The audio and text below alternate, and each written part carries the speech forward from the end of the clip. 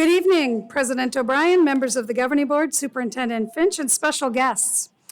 Honorees, after I read about your award, please come forward to Superintendent Dr. Finch to receive your certificate.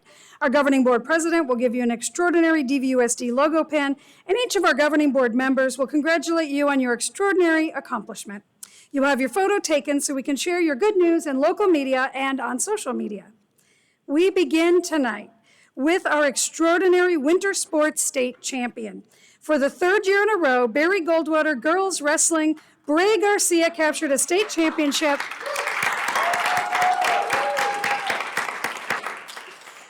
This year at 126 pounds. Bray finished her wrestling career with an outstanding 78-win, 3-loss record. She lost this year's section finals match by just 1 point, then went on to beat the same girl in the state finals, meeting that opponent 4 times this year. Bray won 3 out of 4. According to her coach, Bray has an amazing work ethic and an outstanding competitive nature, and she truly enjoys a challenging workout. She is an amazing leader who will no doubt make a great U.S. Marine. Congratulations, receiving a full military scholarship and attending ASU next year. Tonight, before we take our picture, we have a look at her final championship match as a Bulldog.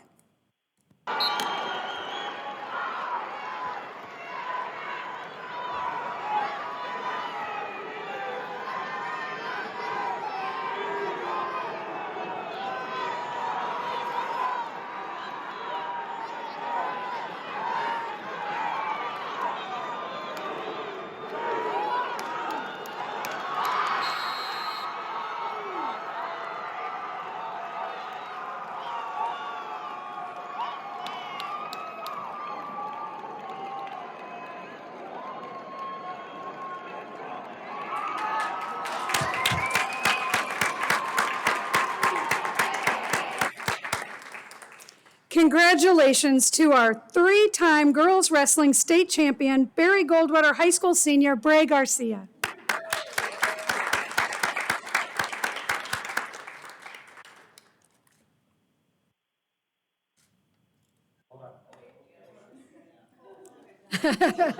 There's more.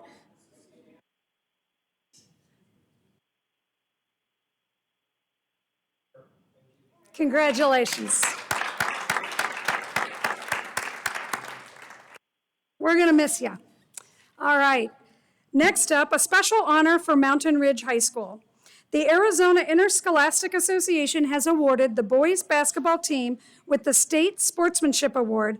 Joining us now with more on that is AIA Legislative Council member and DVUSD board member, Ann Ordway. Back up. Backing up, are you? All right, so we have, being a governing board member, you get to do so many cool things for kids, and being on this council for AIA is awesome.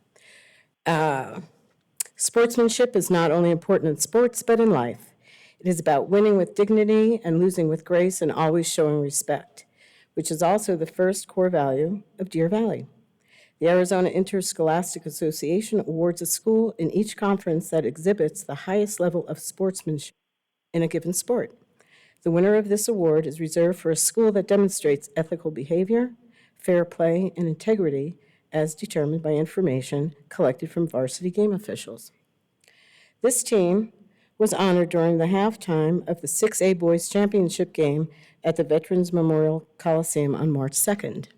Mountain Ridge High School boys basketball coach Craig Marcus said, "I believe my team plays with the utmost respect for the game of basketball, win or lose.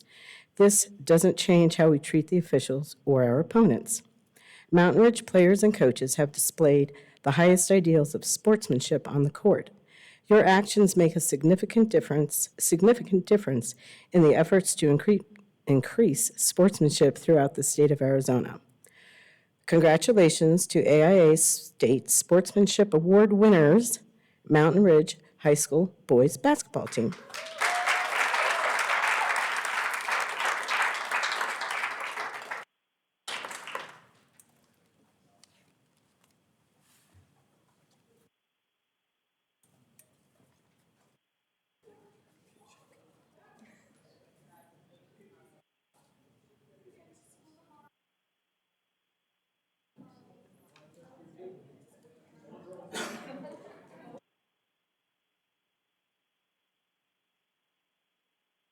Or two. Yeah, I think at least two.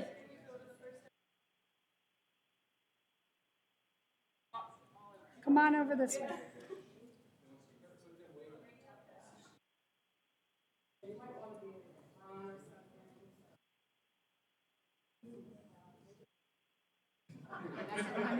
Yeah, now you need to back up.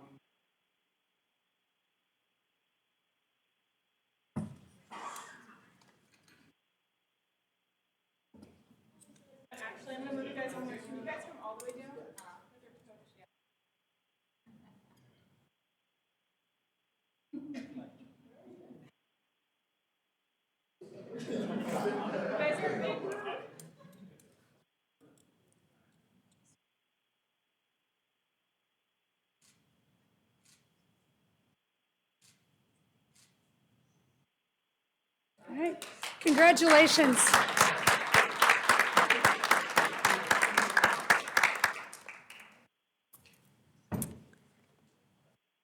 All right, our next award features one of our most extraordinary DVUSD schools, identified and honored as an exemplary school within the state of Arizona by Arizona Educational Foundation, or AEF. The A-plus School of Excellence Award is the highest state-level honor any Arizona public school can receive.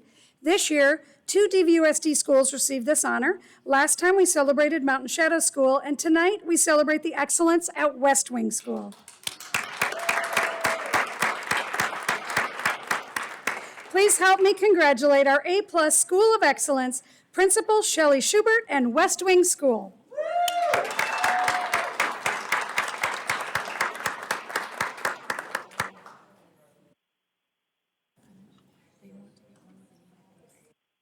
Oh, who wants to? Oh, up here? Oh, okay, okay.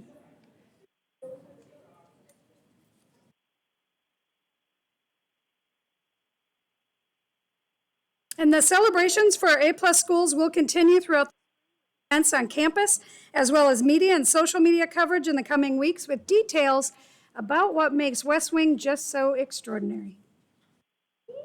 Woohoo!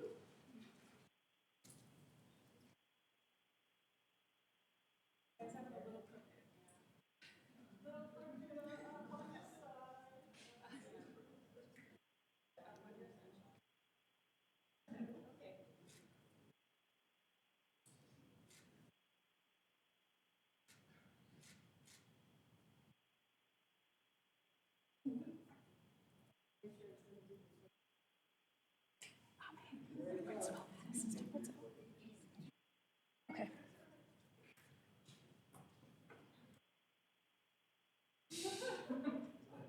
Are we? Oh. Yep. Come on.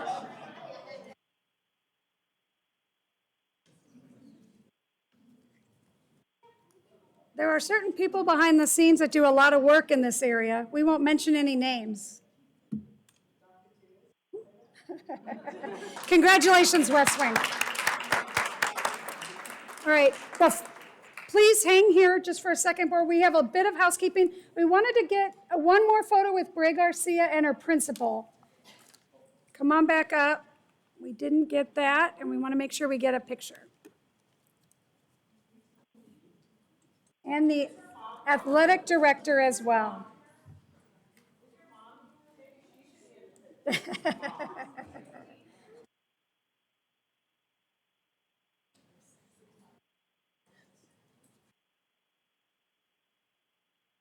First step.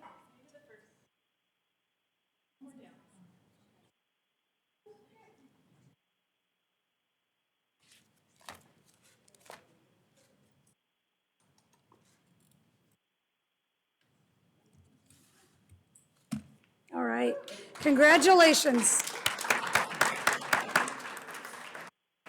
That concludes our awards and recognitions for tonight. Board members and Superintendent Finch, you may return to your seats. We are excited to have a student presentation tonight about our unique and extraordinary Superintendent Student Advisory Council, speaking tonight about their recent successful summit. So to kick things off, here is Superintendent Student Advisory Executive Council member and Sandra Day O'Connor High School student, CJ Stevenson.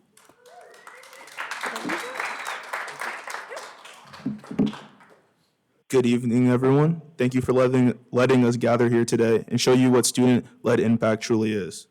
The Superintendent Student Advisory Council is an organization founded by student leaders all over the district.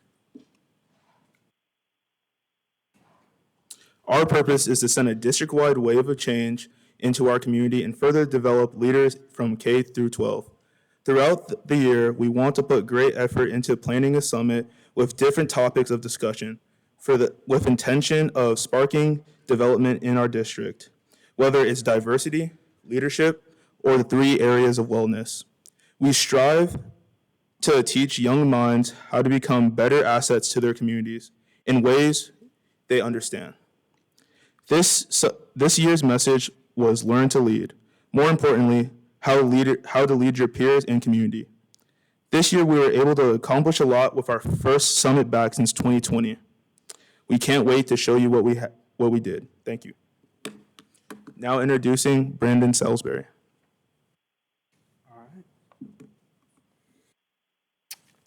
So, as CJ said, our theme this year was Learn to Lead. We separated this theme into 6 main groups, and each group was given the opportunity to impact the leaders they met in diverse ways. First was team building. The students learned how to cooperate with one another, collaborate, and compromise by going through a maze blindfolded, only able to rely on the people around them. As you know, these components are crucial to the development of a well-rounded learner. Next is community leadership. This station came with a myriad of activities like picking up trash and spreading kindness with sticky notes. The students wrote individual messages for the students around them, teaching them the importance of unexpected kindness. After community leadership was solving issues, in which the kids were tasked with building structures out of marshmallows and spaghetti. They were given 10 minutes to build the best structure they could, with added challenges like the big marshmallow at the top. These results were crazy, with towers reaching over 2 feet tall. And on the note of cooperation, said best by my friend Aiden Thatcher, being a leader doesn't mean just organizing the work of others. It is a mindset of doing one's best and leading by example. To get that message across, the team leadership group made an activity in which students would define what a leader was on sticky notes to eventually produce a collective definition. However, what is a leader without action? In the service project group, the students had to sort through scattered ingredients and, as fast as they could, build the perfect food box for those who are less fortunate. Finally, for the elementary and middle school section is individual leadership. This was one of the favorites because it involved one of the most adored instruments of teenagers, scooters. Throughout a maze, the students had to make a series of life-based decisions, and those decisions chose which direction the student. And last, but certainly not least, was my group high school. We covered all of these categories at a higher level, and it was an absolute blast. This included building winter forts to survive a storm, spelling with human bodies. If you see and look closer, that says DVUSD Summit. And the finale, a real-life shark tank, complete with mics and lights, thanks to the theater department of Barry Goldwater. I'll hand it off to Jenna now for some of the challenges encountered in the process of making the summit.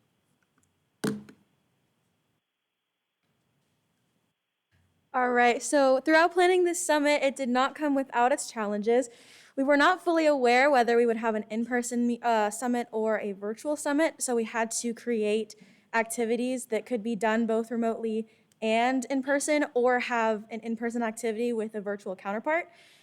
So, it made things a little difficult because we had to plan a little extra. We spent a lot of time in this room with the advisory council, me and my other executives.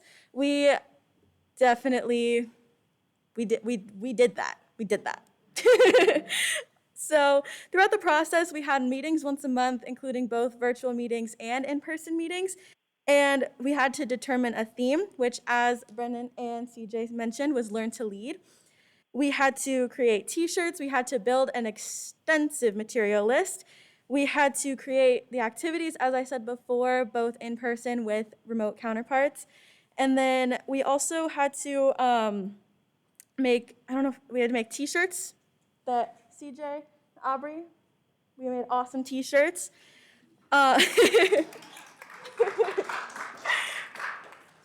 We also had to battle some of the COVID restrictions, so we did have virtual meetings. Social distancing at the summit itself was encouraged. Masks were not required, but encouraged, and there were COVID quarantines involved. And last but not least, there was a lot of teamwork that went into this summit. I am so proud of us executives and our advisory council because, like I said, we spent a lot of time in this room formulating everything step by step, creating the material lists, thinking about would these kids actually have fun with these activities. And in the end, they did. They had a blast, and so did we. So I am just so proud of all of us for being able to work together and put this summit on because we pushed through all those challenges and we made it the best, especially since this is the first one since 2020. I'm gonna hand it over to Aiden now, and thank you very much.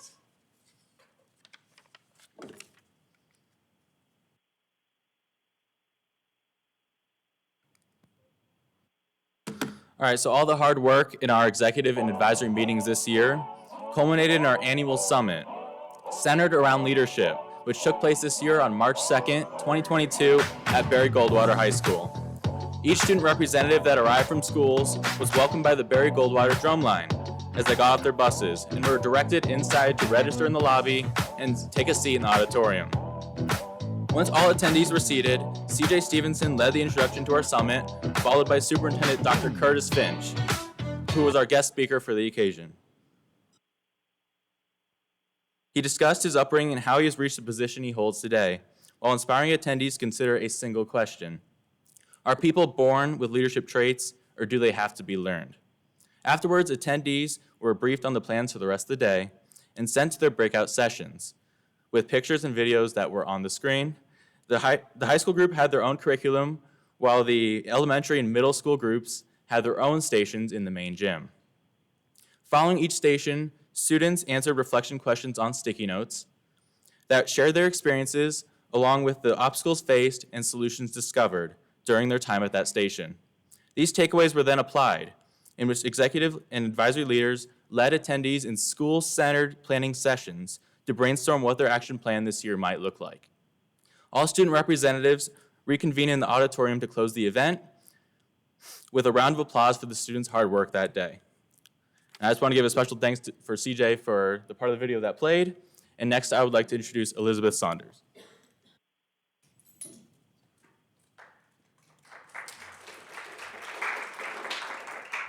All right, I guess my slide's already up, so I'll just get started. The impacts of the Superintendent Student Advisory Council.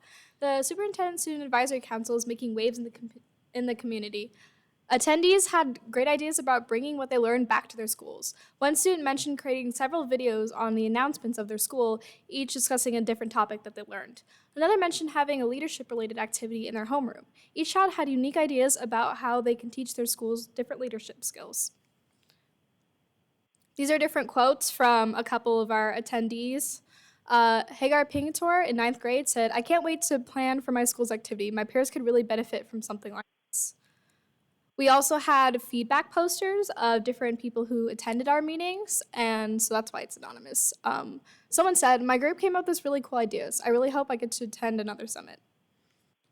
Another student said, "I feel like all these stations were actually beneficial to my learning. I could relate each skill about leadership to my everyday life." Next is Aubrey.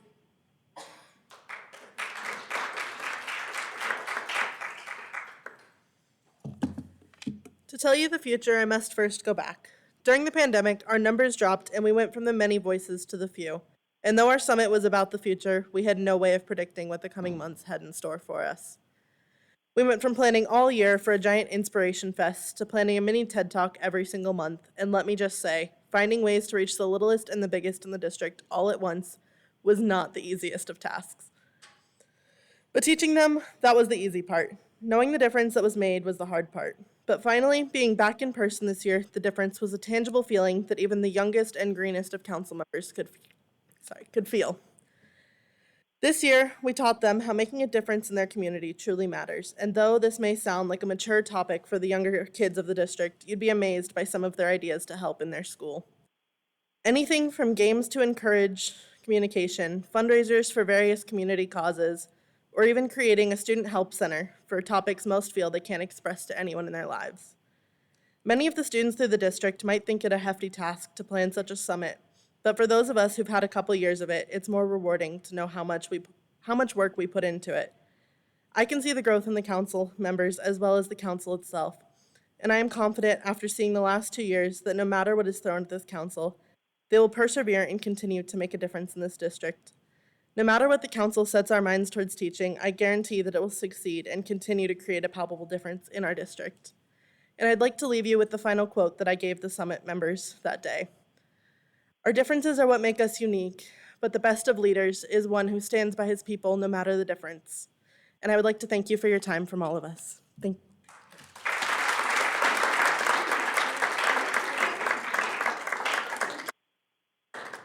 Could we play the rest of the video? Yeah, we can see if we can run that video again. It looked pretty good. While he's setting it up, I want to recognize Satasha Bybeans hiding behind there. She's the choir director.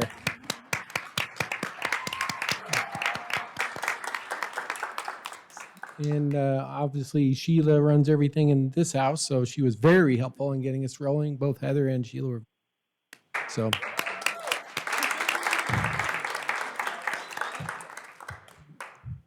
We'll watch that cool video. We have a couple minutes, so those work out good. Kids did a nice job. Appreciate it. These are my cabinet members, so they did a nice job.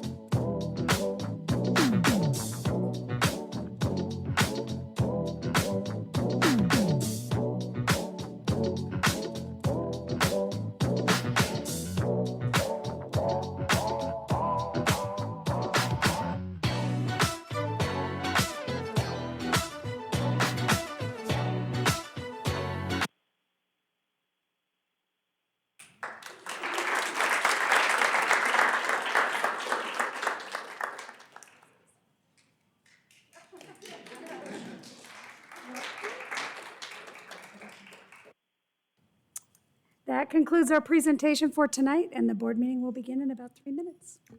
Thank you all. Thank you all for being here with us. It was an excellent presentation. Appreciate it. Does anybody want this? You want to get a picture?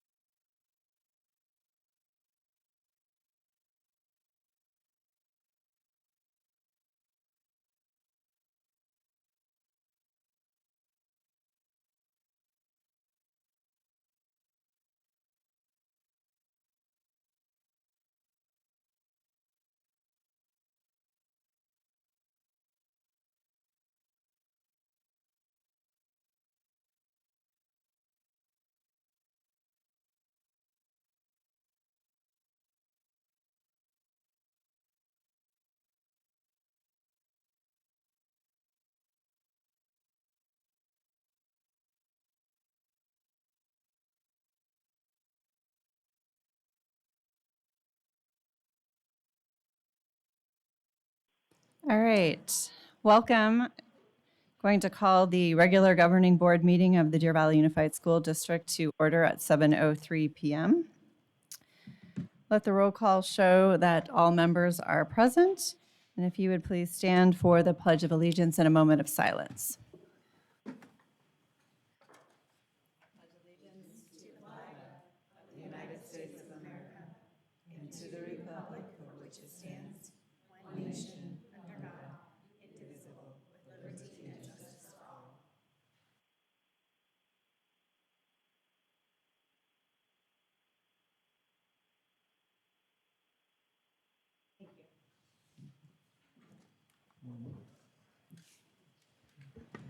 Do I have a motion to adopt the agenda?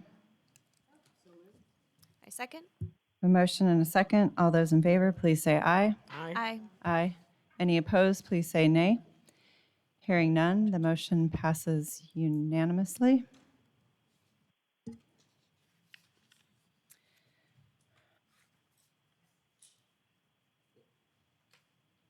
We'll go to start with action item 3A. Sorry about that.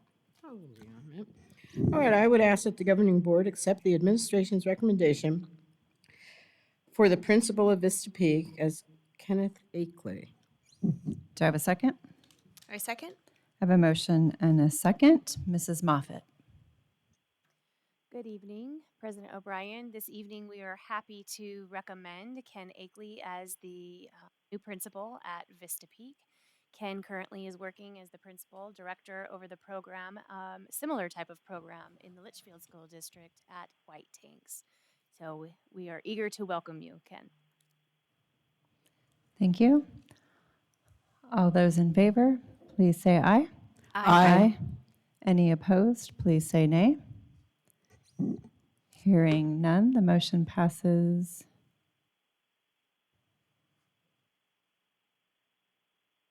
unanimously. Congratulations.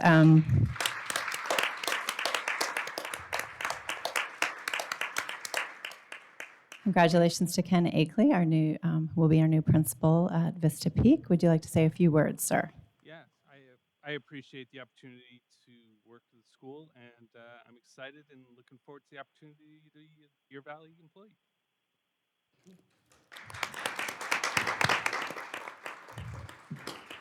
It looks like your family's waiting right there. Congratulations. We have lots of visitors from his school, his new school. And President O'Brien, if I may also recognize Mr. Feinberg. He is here this evening too, and I know that Ken is eager to meet him, but I just wanted to make sure that I recognized him for his service at that location. Yes, we do want to thank Mr. Feinberg, as he has been at Vista Peak since the beginning. And I apologize because I don't remember how many years that is. Are you going to tell me? I think if we recognize. 8. I see 8 from the audience. I'm going to take 8 going once, going twice. So that is phenomenal. And I know you had a long history with Deer Valley, but thank you in particular for your most.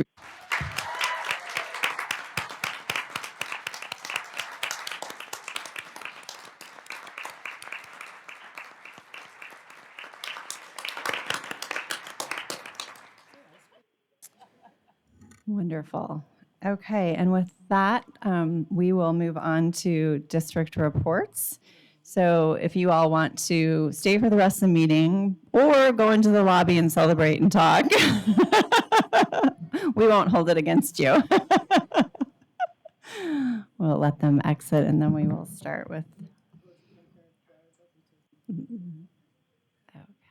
Excellent. Our first district report is the 2018 to 2023 strategic plan review and the 2023-2028 strategic plan process. And for that, we have Dr. Tunis.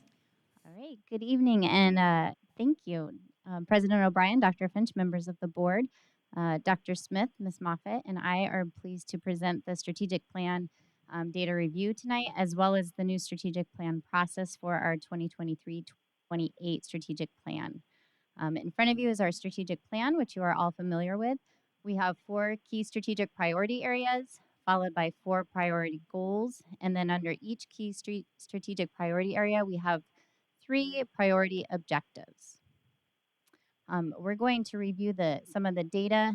We won't read every word, but from the last 5 years for each of our key strategic priority areas, starting with excellence in student learning. I'm going to hand it over to Dr. Smith. Can you hear me? It's working?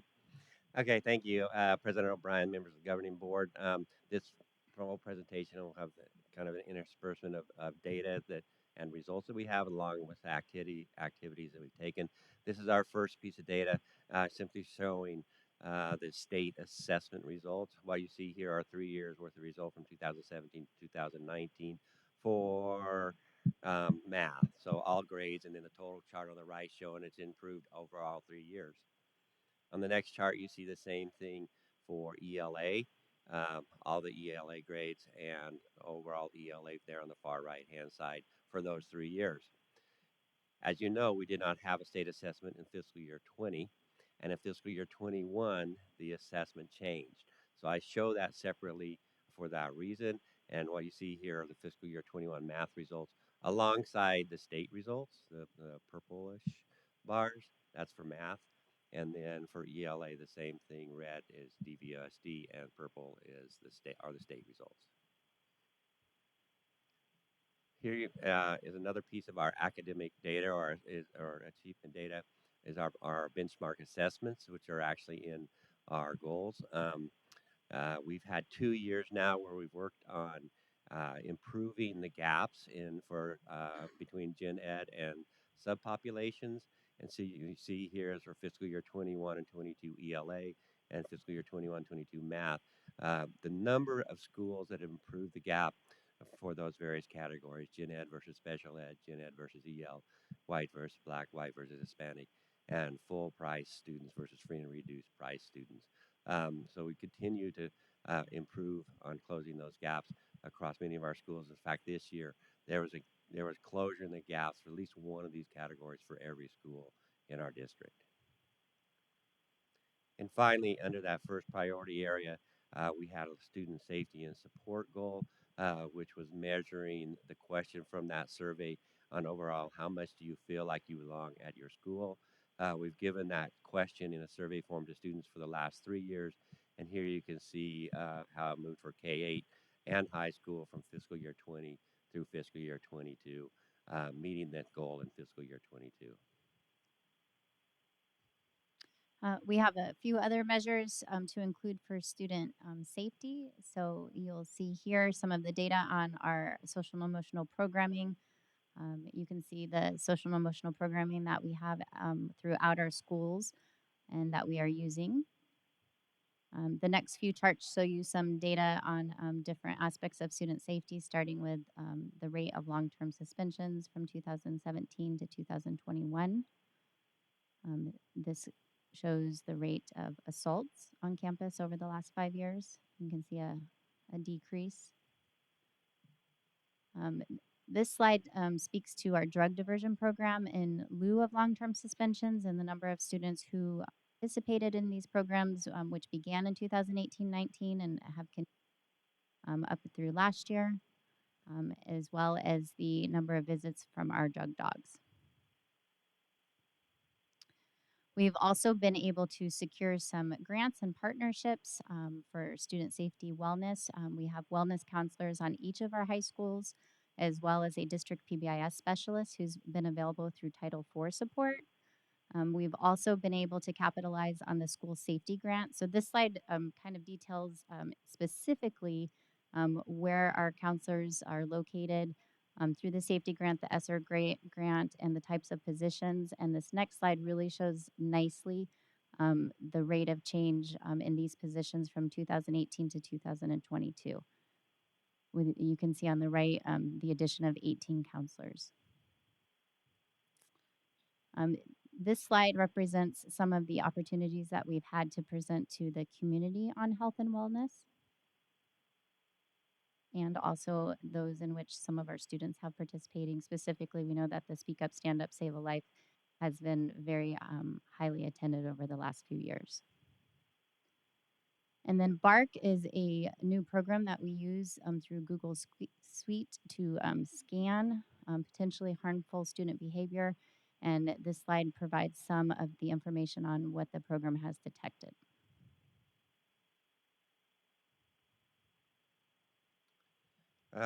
Another measure we have for our on our achievement side or our student excellence is the college and career readiness indicators.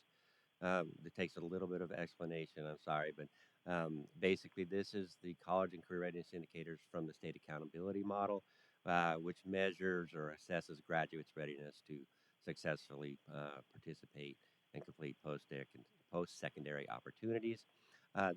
These scores on a scale of 20, so 1 to 20, and so you can see 17, 18, and 19. No, it was not completed in 20. So we had no state assessment, and 21. Year 17 is a little bit different because the state started out putting it on a 15-point scale and they scaled it up to 20 points. So you see two numbers there. So you can see a pretty good improvement and then a slight drop last year, primarily as a result of the number of activities and opportunities, which I think will definitely increase going forward. And also, it was a rushed data collection process for myself and Mary Beth. And so we got as much information as we could, and I'm going to guarantee you that it'll be better this year. This is a little look at our ACT data. Again, 5 years worth of data. What percent of our students had exams at or above college readiness level. You can see the subjects there: English, math, reading, and science, and the composite score. Important to note, especially for year 20, how great those scores were. Well, you got to compare it to the participation rate also. We didn't have quite as high a participation rate. Actually, we didn't have close to the same participation rate in that year as we've had in most years.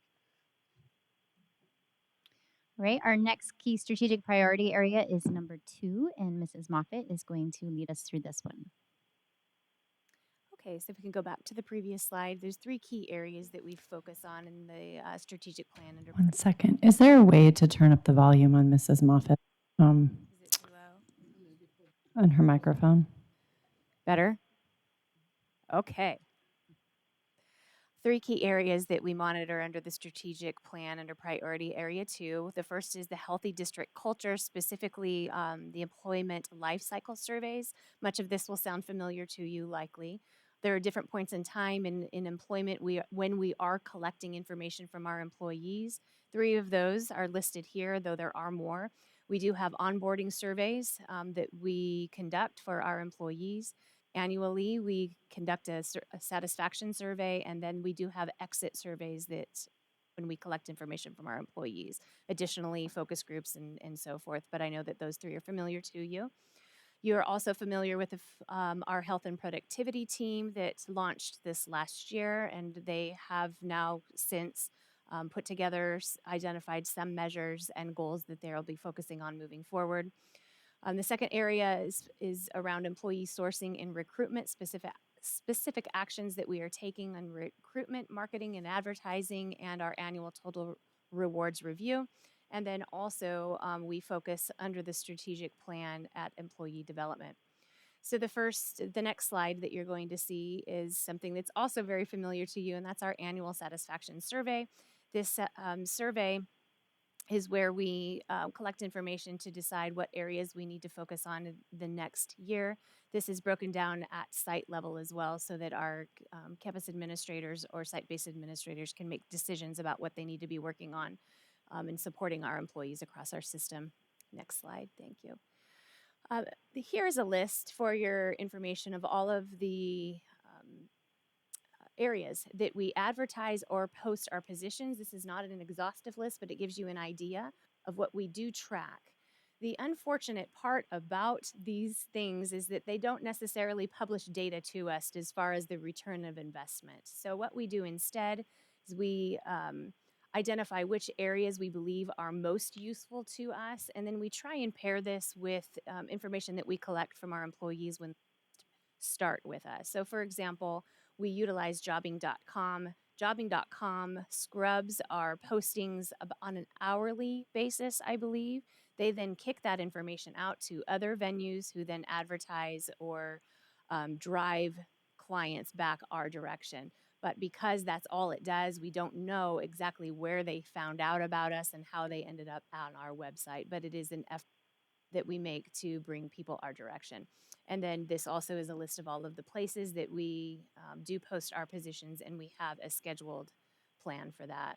Active recruitment includes many things that you're familiar with: student teacher and intern supports and recruitments programming that we have built around that, paid student teaching, guest instructor to teacher work plan. We work with Mary Lou Fulton Teachers College on their next education workforce program, and NAU has a similar type of program that we use with them to build our pipeline for teachers specifically. We just were awarded, I don't know if you know this, we were just awarded recently the ability to certify our own teachers. We let you know that we had applied, and right before spring break, we were granted that opportunity. So we're now building and preparing for next year. Job fairs, our annual job fair will be this weekend. Substitutes, we recruit them regularly, including our temporary workers, to move into certified and classified positions. And then we also work with ESI to support us in those ways. We have the fortune, we certainly have struggles like many other school districts struggles in our own district, but we do have the blessing of many wonderful things that are happening in our district. And we work with Monica, and she helps us put our materials together for marketing when we attend job fairs that highlight the cool things about Deer Valley. And these are a couple of things that do make us unique and make us attractive to many of our applicants, including the recent Forbes recognition that you're probably aware of, that we received nationally. Previously, we received it only for the state of Arizona, and now we are seen as a desirable employer by Forbes nationally.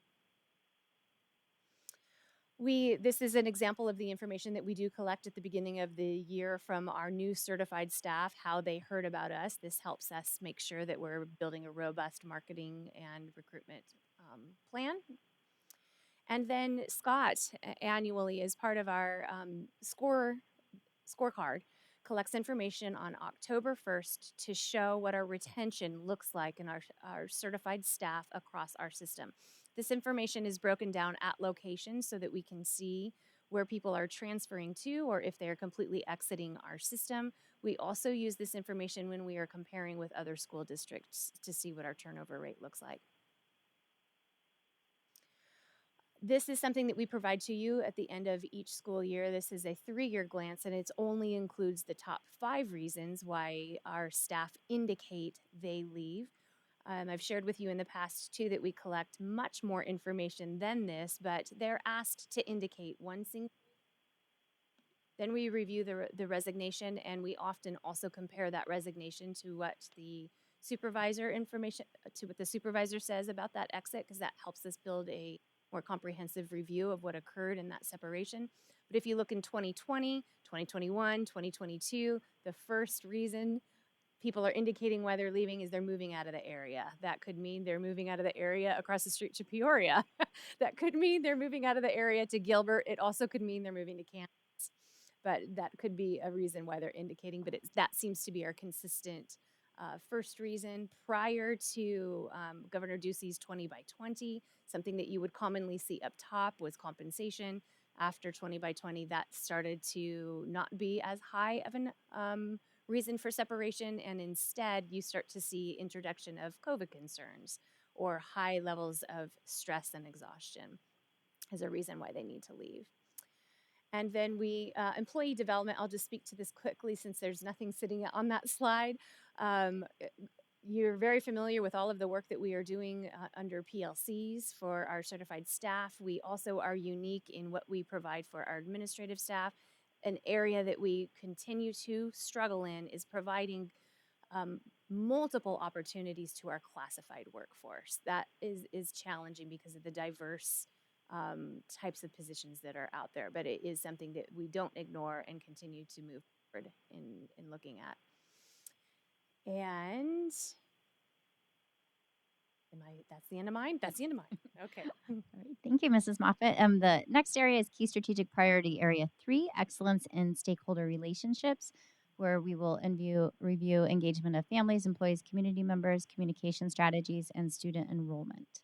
One of the ways that we look at engagement is through our parent volunteerism, which has been difficult during COVID, but you can see for the 1920 year that we really do rely on our volunteers with 48,000, almost 49,000 hours served, a value of $1.2 million. And we're looking forward to seeing those numbers again. The employee satisfaction survey, this highlights some of our communication strategies. Mrs. Moffett also reviewed this a little bit, but we knew with COVID that communication was an area in which we needed to focus. And so we formed goals around communication specifically and really worked very hard at getting out communications weekly for a while. And we still have weekly and biweekly and monthly communications that go out to both employees and our community members. This is the parent satisfaction survey. So you can look here as well. And you've seen this as well. And specifically, we were looking at communication here, which is about the third row down. In the increase in communication from 67% in 2018 to 79% in.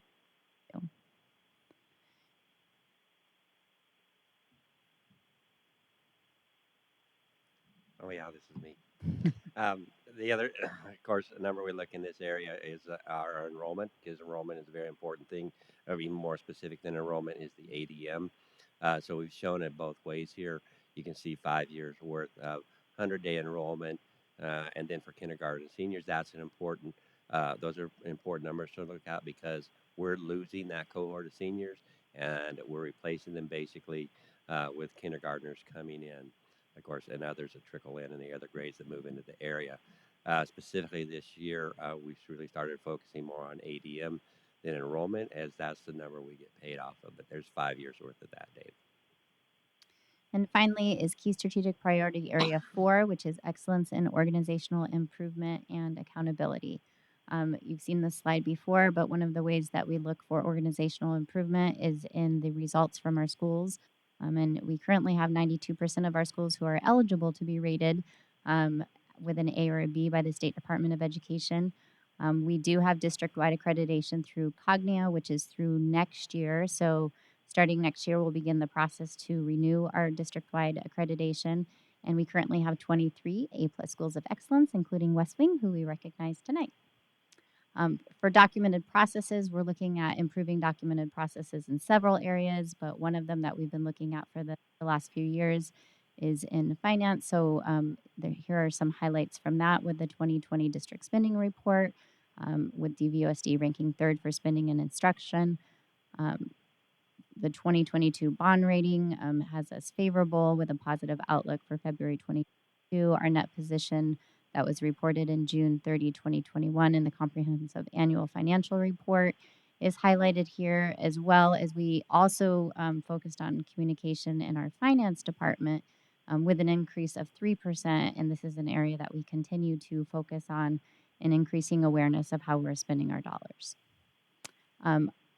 Another area in strategic priority area 4 is about planning, securing, and allocating district resources. So you can see here in a nice little narrative just some of the resources that we have, including our support facilities that support our district, the computers and technology that we have in our district, as well as our tech-rich initiative that we have throughout all of our schools and buildings in our district. And then that brings us to our final step with continuous improvement, which is we're looking at the strategic plan process for upcoming. So we're reviewing where do people currently feel like we are at with the strategic plan for our core values. This is some data over the past 4 years, but we did just give out a specific survey along with our parent and employee satisfaction survey on the mission and vision and the strategic plan. These are just some fun facts of how many DV stars are sent and received. But for the survey that we recently sent out, we had 3,298 participants, and you can see the breakdown of the stakeholder roles right here. And the first question was, to what extent do our core values represent the district mission? And you can see they're each listed separately here with respect, accountability, integrity, student-driven, and excellence. And then we also asked them the same question about the vision and mission. And this includes all responses, so it's all stakeholder groups. We do also have it broken down by, they're fairly similar, but we could provide that to you as well. And then the final category was in which ways do our key strategic priority areas support our district vision? And then today, because these survey results just came in, we've been spending time looking over the comments. We had about 50 pages of comments, which we were thankful for to help us inform our next steps. So we spent some time applying themes to those comments. And on this list here, this is not everything. It's not exhaustive of the themes that came up with, but these are the ones that stood out most often. So we will be taking these comments and this data to our work team, which I'll review in the next presentation. Are there any questions for the data review? Mrs. Paperman. My question is, what percentage of teachers leave the district because they're looking for higher? Do we have a percentage or numbers of teachers? President O'Brien, Ms. Paperman, I would be able to gather that information for you, would likely be able to give that to you over the last 5 years, the amount of certified staff, and if you would like it specifically by gen ed teacher, even broken out between gen ed teacher and special education teacher, I'd be able to tell you who indicated that that was the reason they chose to leave. Okay. Another question that I have is the parent survey. It seems that the satisfactory of parents is like in the 40, for example, 46% in 2022 of parents, I guess the district use of money effectively. So why is that? Are we communicating with parents how we are using our money, or they're just filling out a survey, just guessing because they don't have that information and the survey is low? President O'Brien, Mrs. Paperman, that is one of the reasons we have chosen that as our goal, is to continue to communicate that information. So I know Mrs. Mock and Mr. Migliorino have, you can chime in here, but have been working very hard at finding new strategies to communicate that information. Thank you, Dr. Tunis. Yes, we have started not just with our community, but also with our staff members as well, because knowing that our staff members know how we are doing financially, I think does permeate into the community and to our parents. So we have our bi-weekly Finance Friday in our Deer Valley Voice. We have social media. We included a great deal of financial information during COVID times with Dr. Finch's letters that went out to parents, increased communication to our principals as well. We are working on it, as Dr. Tunis said, because it has always been one of the lowest indicators. And it feels like no matter how hard we try, it continues to stay low. So we just need to continue trying new things until we find what resonates with our parents and our community and what type of modality for that communication really works for them. Thank you.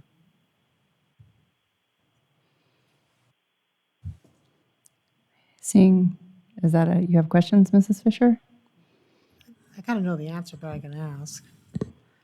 Is there a single survey that is done independently by an outside organization or does not require our employees to identify themselves?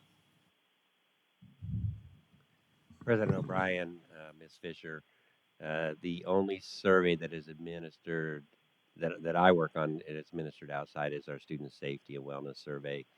And then we've said this several times. Yes, you could probably, if you really wanted to, know who that one classified person is in that school that also works for community or works for, food and nutrition. I continue to support that it is anonymous. We only publish results in any given category if we have 10 or more responses. And there is no effort made by anybody in this district to track down who is taking the survey or what they're saying. I'm confused. I was shown a survey that said the information would be shared with your administration and with leadership. Did they show me, I don't know. Yes, that's true for survey questions that are open-ended. Um, and you can ask your schools, because I've told them I have less than 10 responses for you. I cannot show you those responses. And if I break it down by certified and classified, and one of them is less than 10 responses, I don't break it down. I give them all of them as long as they're more than 10 responses. And it's all shared with senior leadership. Excuse me? And it is all shared with senior leadership, cabinet, not the board, but cabinet. Shared with cabinet and department leaders for their department responses if there are more than 10 responses, and with cabinet and with the board. So they can be identified. No.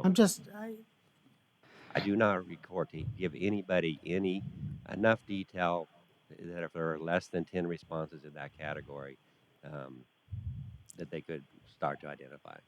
So, for example, if I share with cabinet and I'm going to break down, New River classified staff and it's less than 10 people, I won't put that they're just classified. I'll give all of New River as long as they're more than 10 people. So you cannot, hopefully, and as far as I can tell, and to the best of my knowledge, you cannot identify specific people based on historically, many years ago, we did ask them what their position was and what their grade level was, et cetera, which possibly made that a bit possible. But I don't think it's possible today. Did we quit asking those questions about that you said we used to ask them about position and grade level? Do we no longer ask those questions? President O'Brien, that's correct. We only ask 2 questions. You primarily work on well, 3 questions. Do you primarily work on a campus or a district office site? Position as certified, classified, or admin? And then we do ask them, then what is your campus or your department, so that we can share those results with those campus leaders and department leaders. So using your New River example, and I don't know how many staff there are there, but I'm going to make up numbers. If we have 30 teachers there and 5 classified staff, in that example, you would provide the principal with the results of 35 people with no breakout of certified and classified. It would just be 35 staff members, and here are the results based on all 35 staff members. That is correct. Another campus, such as a high school, Sandra Day O'Connor, for example, who might have 15 classified staff, those results then could be separated between certified and classified because there are more than 15 people. Correct. Okay, Dr. Finch? Okay. Do you have additional questions, Mrs. Fisher? No, but each school has maybe one secretary or things. There are one-offs, and the people who have expressed concern, they just don't feel like they can answer the survey. And I think that's, they're fearful of retaliation, and they have seen others who they feel were retaliated against. So it's a concern. It has always been a concern. I don't have to take it. It's not my personal, this isn't personal. This is what staff has communicated. And I'm just expressing it here because that's my responsibility, whether it's liked or not. Sorry. Yeah, we don't have any data that supports that, but they may be talking to you or something about it, but it's not in our survey, and our survey results have been consistent and been positive. So, Mrs. Ordway? We just go off the data. Thank you, Dr. Finch. Mrs. Ordway? Dr. Smith, when you do the surveys, or you're creating the surveys, or the notion of the survey comes up, do we talk to our associations to see if there's any feedback that's negative, positive about how it's answered? Because I think that's how we figured out not to ask certain questions, right? Was from the associations letting you know that, hey, people don't want to take it because you can figure out who they are. President O'Brien, Ms. Ordway, yeah, either in somewhere first hand, second hand, third hand. Yeah, it probably came through a process like that many years ago, where either there's two things: either we would hear from the association, or we'd hear it in the specific comment saying, "You can identify me because I'm the only, you know, whatever third Right. grade teacher at whatever." Um, so we started to take notice of that and make sure we try to make it anonymous as possible, and not to share results when there were fewer than 10 responses. Because this is unscientific, but the employees that have shared with me have shared how they appreciate the way the survey has been evolving, and they feel very comfortable in answering it. So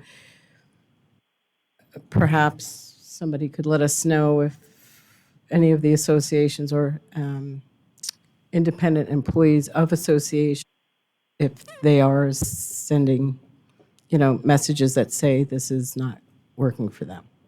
I can follow up with that. Thank you. President O'Brien, if I may add to that as well, it is something that we do take seriously.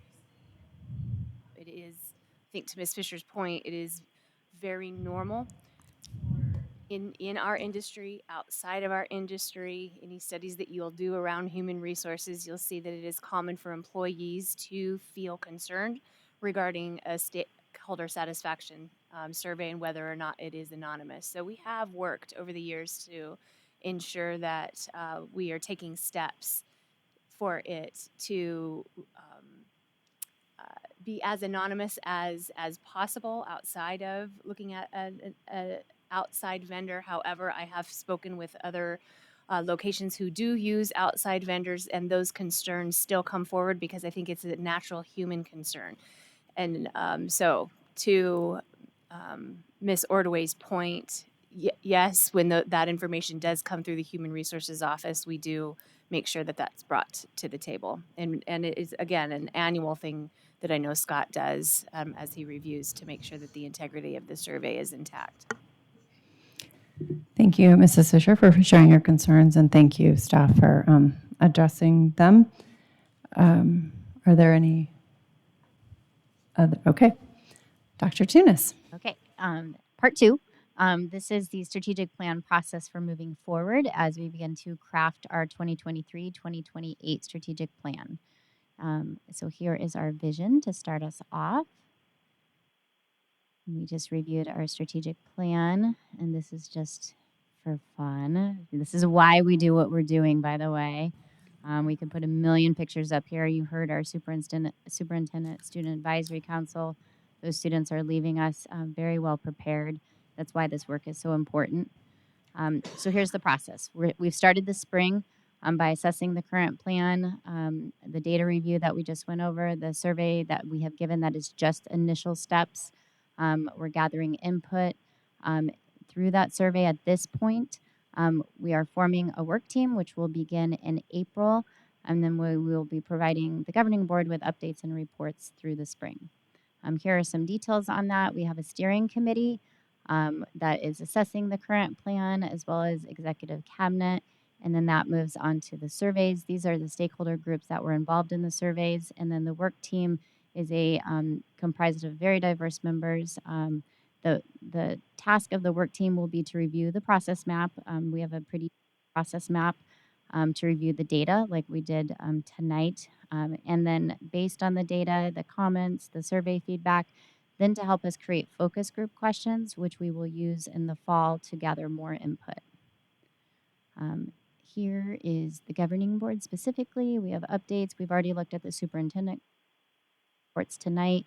And then our next step with the governing board would be to, we'd like to gather input from you now that you have had a chance to look at the data analysis review and to look at the feedback from our stakeholder groups. So Dr. Smith will be sending you a survey that we'd like you to complete now with all of that information that you've heard in mind. Moving on to the fall, the next step will be a lot of input gathering. So we will hold several focus groups with all of our stakeholders in August and September. Our work team, the steering committee, and executive cabinet will all be working on the analysis of the focus group input. We will continue to provide updates and reports to the board In November, we'll be doing a lot of work because that will be the revision and refinement and the redoing as needed of the strategic plan that will happen through the same groups, the steering committee, the work team, and executive cabinet. And then we are hoping to have it all ready in late November, early December for our strategic plan because it will be for 2023, 2028. Here are the details of the focus groups. We'll be using the same groups that we use for our survey, but the focus groups will allow us opportunities to speak to people in person. We already did speak to a student group. They were my first because, you know, they're my favorite and they are very insightful. But we'll come back out to the, we didn't give as, you notice the survey for students was fairly small. We gave it to the superintendent council, all of the members. But we thought it would be more effective to speak with students in person, that if students received a strategic plan survey, they might not really understand the purpose of it without having somebody talk to them about it. So we will be focusing on students in higher numbers through our focus groups. This is more information on our analysis and then on our revision and refinement. And then our final steps in the spring will be to present, once it's approved, to present the plan to district leaders, to begin our cognitive process for renewal of our district-wide accreditation, to revise our scorecard and align our new measures for our new plan to the strategic plan, and then to deploy communication to all of our stakeholders through the CCE department, and then we will begin implementation of the plan. That is it for now. Dr. Tunis, the steering committee work team, who does that involve? So it's two different teams. So we have a steering committee, which is at the district level.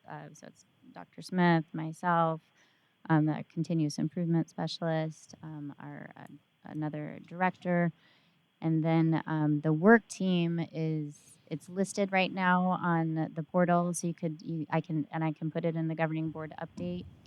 But it's teachers, administrators, district level people. It's representatives so that we have representatives for all 4 of our key strategic priority areas, our current ones.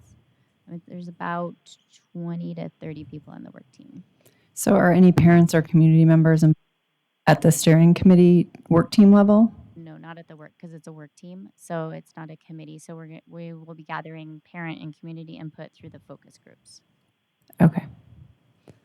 Any other questions? All right. Thank you, everybody.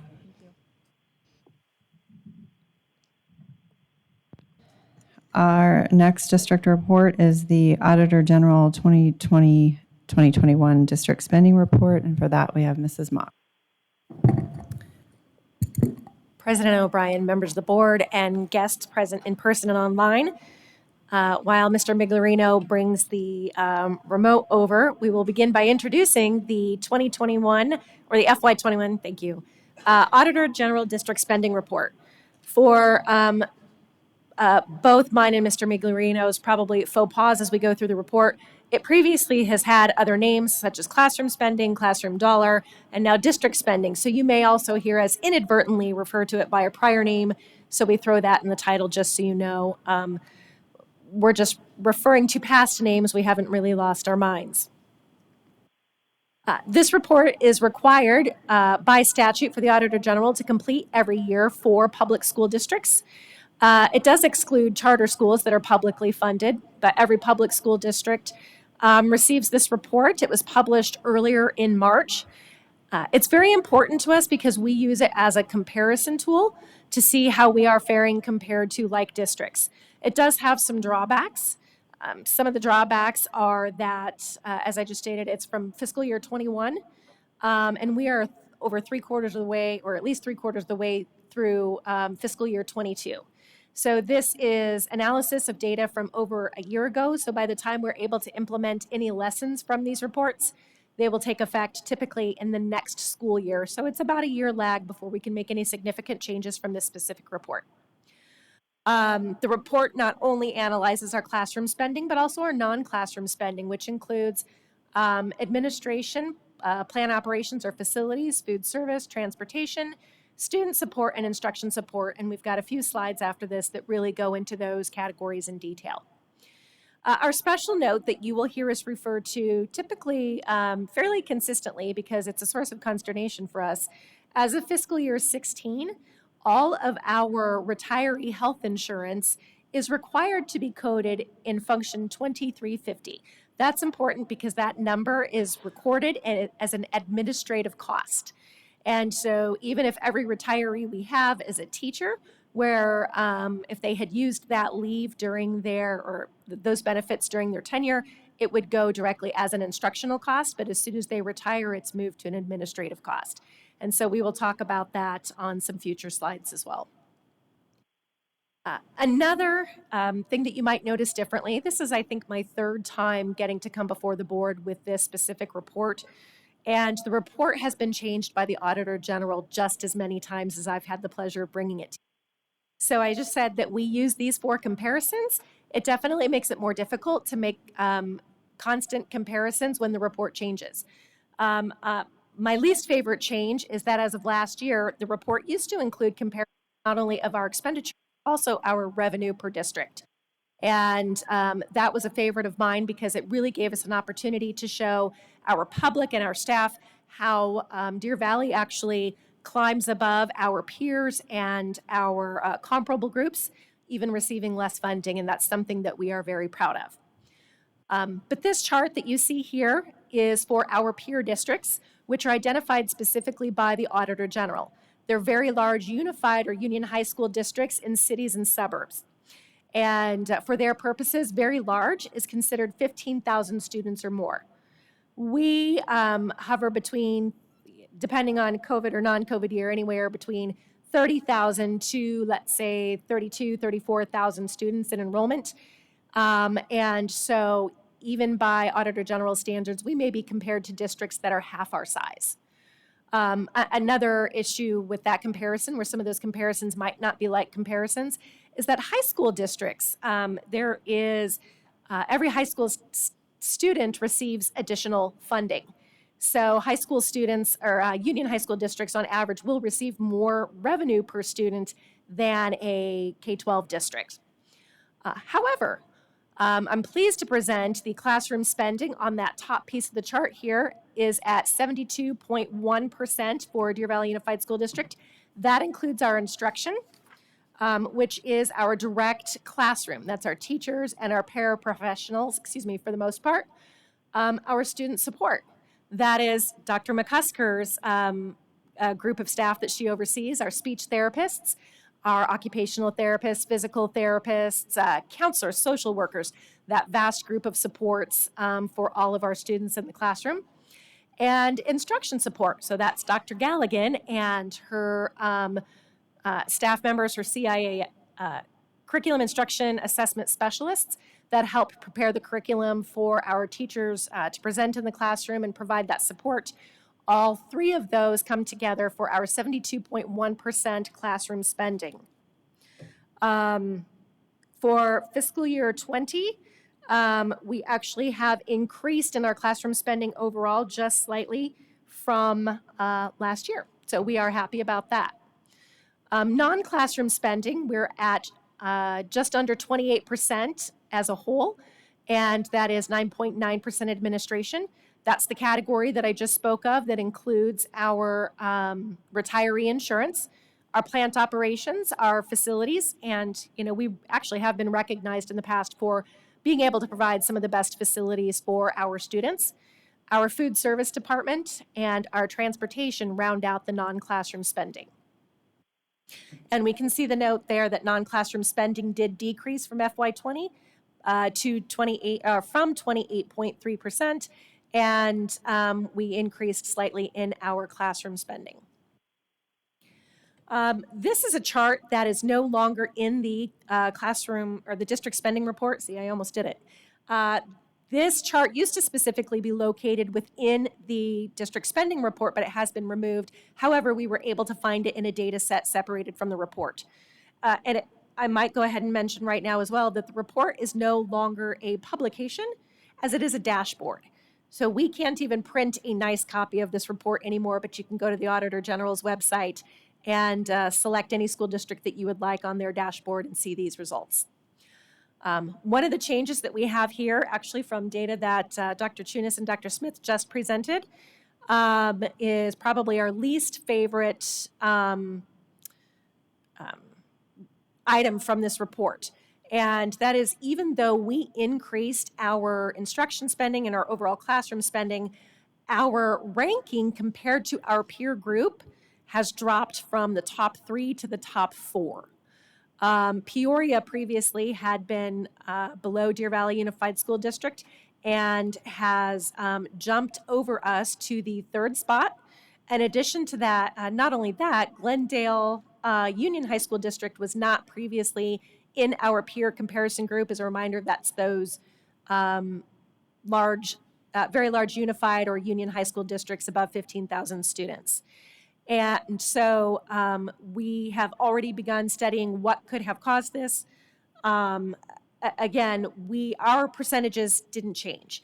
And so we don't have access to the level of detail that it would take to know exactly what happened with Peoria to get them ahead of us. But we have begun the study and making sure that we are making the right choices, not only to keep us in the top 3, but hopefully to get us higher than that. But we'll take a look at this data in a couple different ways as we get to some of the comparisons that Mr. Migliorino makes using the comparable district annual financial reports.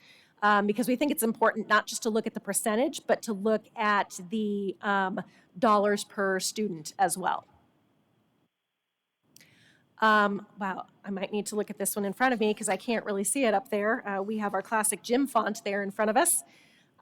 These are our operational cost comparisons that you will see from year to year. We do have a couple changes from last year for this grid as well.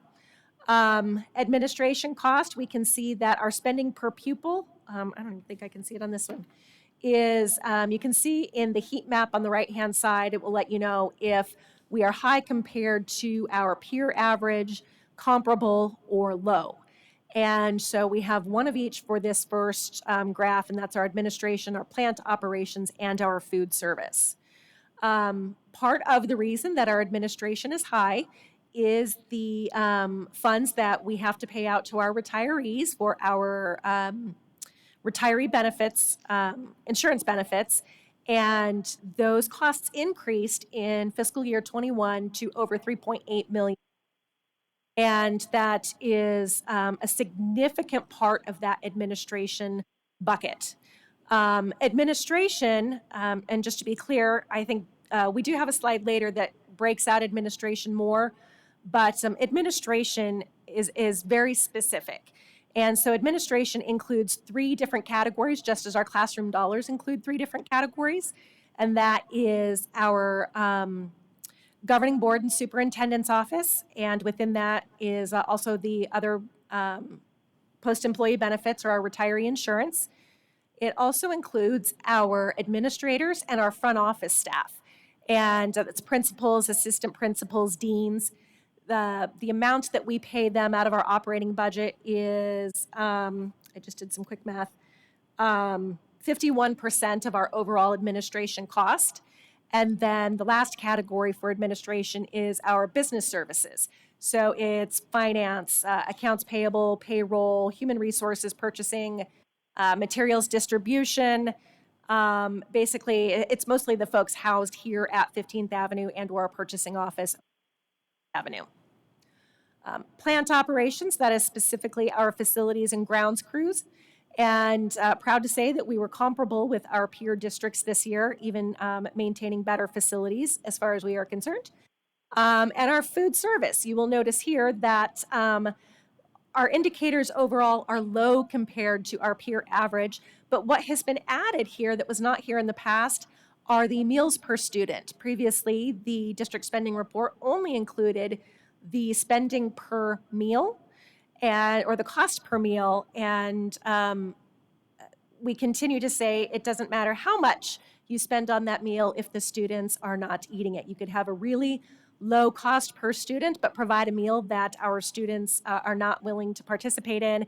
And so we do appreciate that the Auditor General added the meals per student as well. Our transportation cost comparison. Typically, we would see the heat map on the right-hand side on where we were in regard to our peer districts. And that is not in the report this year, and we are not aware of why that comparison is not here this year. It could be inconsistencies in data reporting from a COVID year. Say Deer Valley, for example, was in a distance learning model from the beginning of school through mid-October. Some school districts never returned to in-person learning at all last school year and wouldn't have run any route miles. And so that's some of our theory on why those comparisons may not be included. This is a new chart to the report this year, but I thought it was a good one to add to show our 5-year trend. Overall, in the past 5 years, we have increased all of our classroom spending by 2.2% and have seen a decrease in our non-classroom spending, including administration, plant operations, food service, and transportation. And so having this here will be a good indicator for us personally so that we can continue to compare these year over year and make sure that we are increasing in the right areas when we need them. And with that, I'm going to go ahead and turn it over to Mr. Migliorino as we shift from our peer districts to our comparable districts and data that he puts together from the annual financial reports from our comparables. Good evening, President O'Brien, members of the board, Dr. Finch. As Ms. Mock so eloquently shared with you, we do have a lot of information here. There may be a need to share additional information as it becomes available. But I did want to make a note that one of the things that we are seeing is there are some anomalies due to the pandemic in the data, and we think that is a contributing factor. Districts do have some latitude as to how they spend, for example, federal stimulus dollars and spend it, and so that can certainly make a difference in some of the data that I'm about to share with you. So what we have here is a 3-year trend of the percentages that Ms. Mock shared with you. Not only the 3-year trend for Deer Valley, you can see the state 3-year average as well as the comparable district average. And just as a reminder, comparable districts for us are defined as Chandler, Gilbert, Paradise Valley, Peoria, Scottsdale, school districts. We sometimes will throw in Dysart because they have grown to be larger than the Scottsdale School District. But those are the named school districts that we identified 17 years ago as the comparable districts that we would be comparing ourselves to. So you can see the trend there. Mostly stable in terms of the percentages within the different categories for our district. We didn't really have any major changes in our spending habits, even in fiscal year 20 or fiscal year 21. We do think that we will see a slight uptick in 22. Because we did commit to some large one-time payments with the ESSER funds that the board approved more than a year ago. So that will be, again, another anomaly when we look at this a year from now. The next slide actually has the same data, but it's basically the amount per pupil. And this is important because percentages can sometimes be misleading. So you can see really what the difference is in the amount of money per student. So for us in 2021, $9,301 per student. This is my corny joke I always like to insert here. It's because we don't like our kids as much as the state. The state spends $9,976. Of course, that's not true. But remember, the state average is what's published and how we are ranked against the national numbers.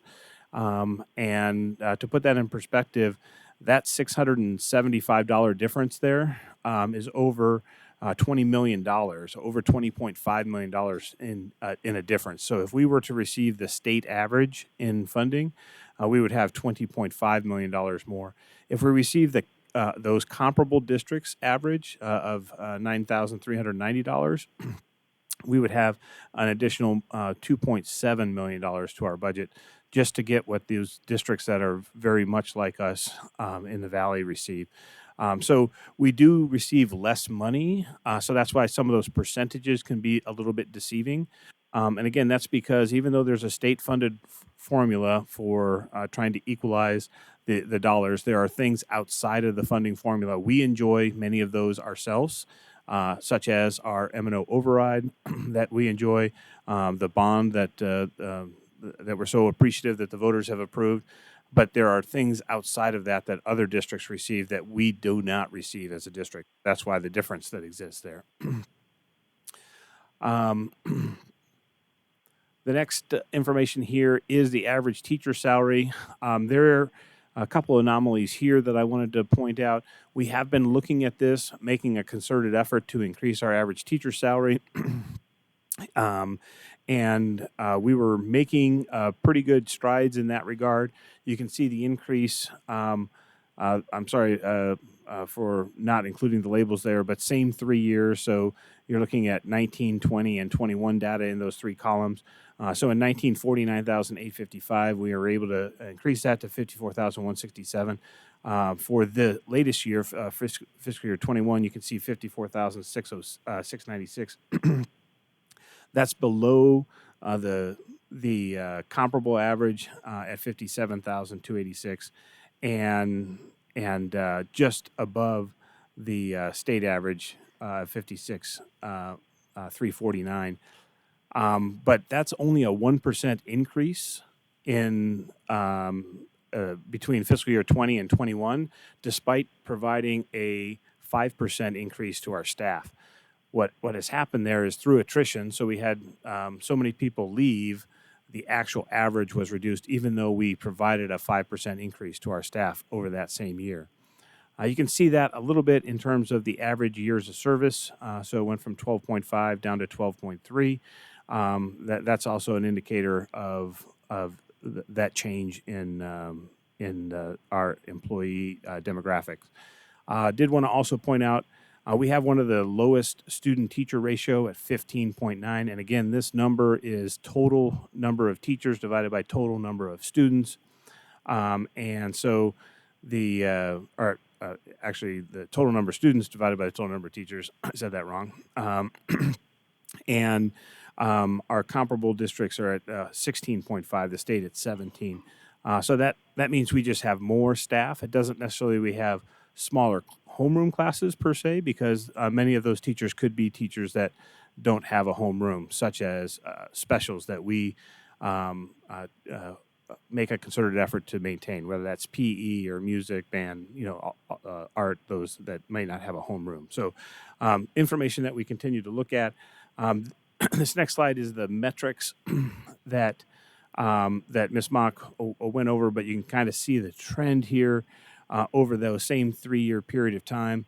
I will make a note here so you can actually see the comparison of the comparable averages, even though the report from the Auditor General did not provide the transportation cost per mile or cost per rider numbers. So the comparable districts are at $7, and I think that's 58 cents, if I'm seeing that correctly. We were at $10.77 for this year, but we had nearly 500,000 mile discrepancy in one of our reports, and I think other districts suffered that same fate. So again, I don't know that information is reliable to be able to say that it was that far off because of the discrepancy in the mileage report. There was a slight increase in our cost per pupil when it came to our administrative costs. And again, as Ms. Mock indicated, that was in large part due to our other post-employee benefit or retiree benefit cost increase. That's demonstrated on the next slide here. And new for this year, I did go back and check. I always have to make sure I say this correctly. The ACFR for the schools, it used to be the CAFR, the Comprehensive Annual Financial Report. It's now the Annual Comprehensive report because CAFR was an offensive statement to some. So I went back and looked, and Paradise Valley actually, we've known they've had an OPEB liability in past years, but they did not actually have an M&O cost associated with it because they paid for it out of a trust. And looking at their ACFR, I was able to find that they actually did have an OPEB expense in FY21. So I've shown that here. So the top data set is the administrative costs for those comparable districts. Again, we threw in Dysart. Remember, I told you on occasion we do that just for comparative purposes.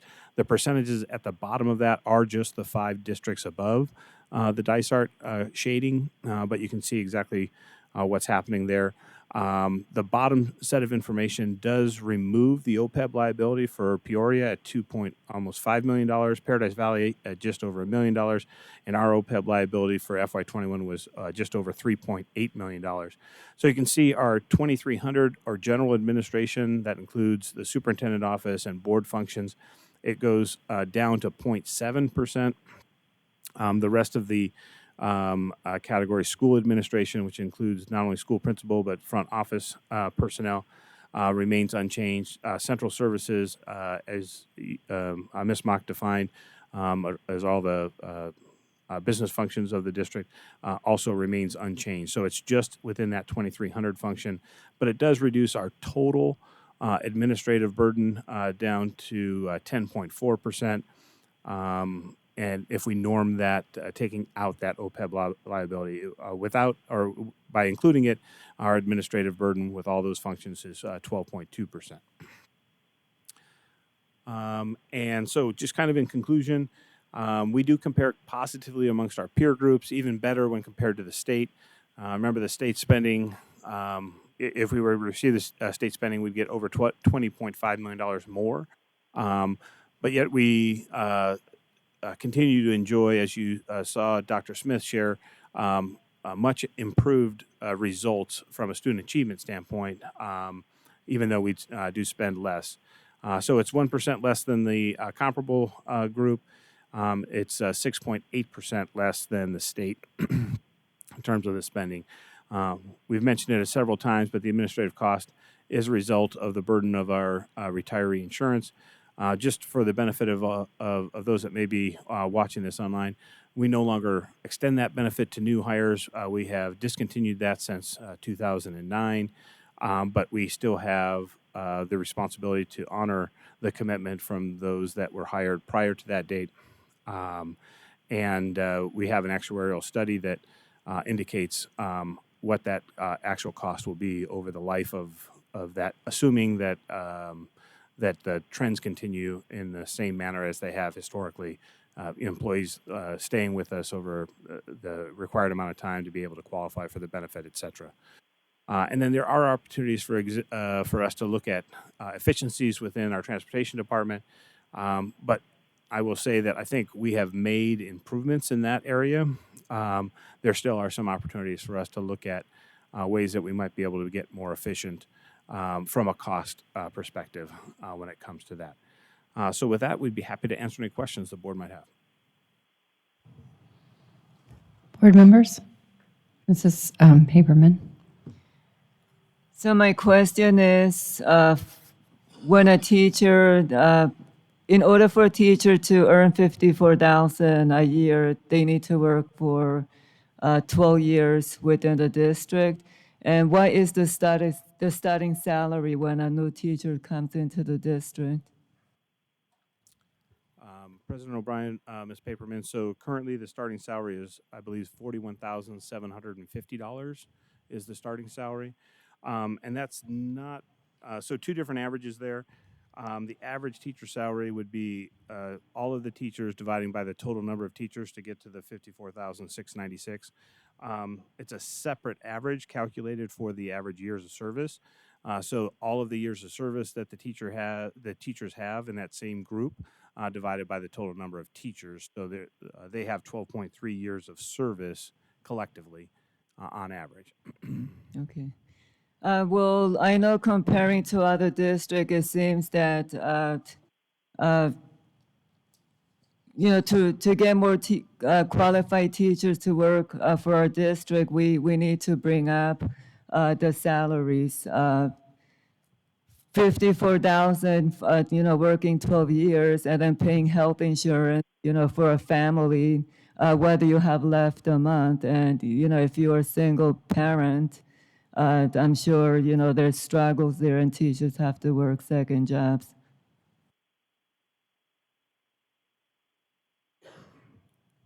Thank you. President Oh. O'Brien, Ms. Paperman, we couldn't agree with you more. Just over the past 5 years alone, it's been more than a 25% increase for our certified staff. Again, that's in large part to the governor's initiative, the 20 by 2020 initiative. But we have gone beyond that 20% that was in that initiative because we have been trying to make a concerted effort on increasing the salaries for our for all our staff, but most notably for our certified staff, because we received some additional funding targeted specifically for them. And it kind of is one of my pet peeves about the report itself. If you read the report, one of the things that makes the comment about is that the districts did not increase the average by 20% over the 4-year period of time that the 2020 initiative was put into place, because the FY21 would have been the last year to realize the final or 20th percent of the money that was provided. And what's misleading about that is that's not a cohort group. So just as I mentioned, we provided a 5% increase in that year and only saw a 1% increase in our average. And what ended up happening with the pandemic, there were a lot of people that made other choices about continuing their employment, especially those that were tenured. And so those people leaving the profession or leaving Deer Valley contributed to us not seeing the average increase 5%, even though we gave a 5% increase to all of the certified staff that came back and worked for us between the 2 years. Thank you, Mr. Miglorino. Other questions, board members? Okay. Thank you so very much, Mr. Mock, Mrs. Mock. Mr. Miglorino, apologize. Mr. Maclarino? Yeah. Can we have no call to the public? We have no public speakers this evening, so we'll move on to 6A? 6A, which is old business. I would recommend that the governing board accept the administration's recommendation to approve the funding 3-year plan for fiscal year 2023 through 2025. I second. We have a motion and a second. Are there any changes or updates? President O'Brien, there are no changes to the plan that we shared with you last time. Thank you, Mr. Miglorino. Are there any questions or discussion? Seeing none, I will call for the vote. All those in favor, please say aye. Aye. Aye. Any opposed, please say nay. Hearing none.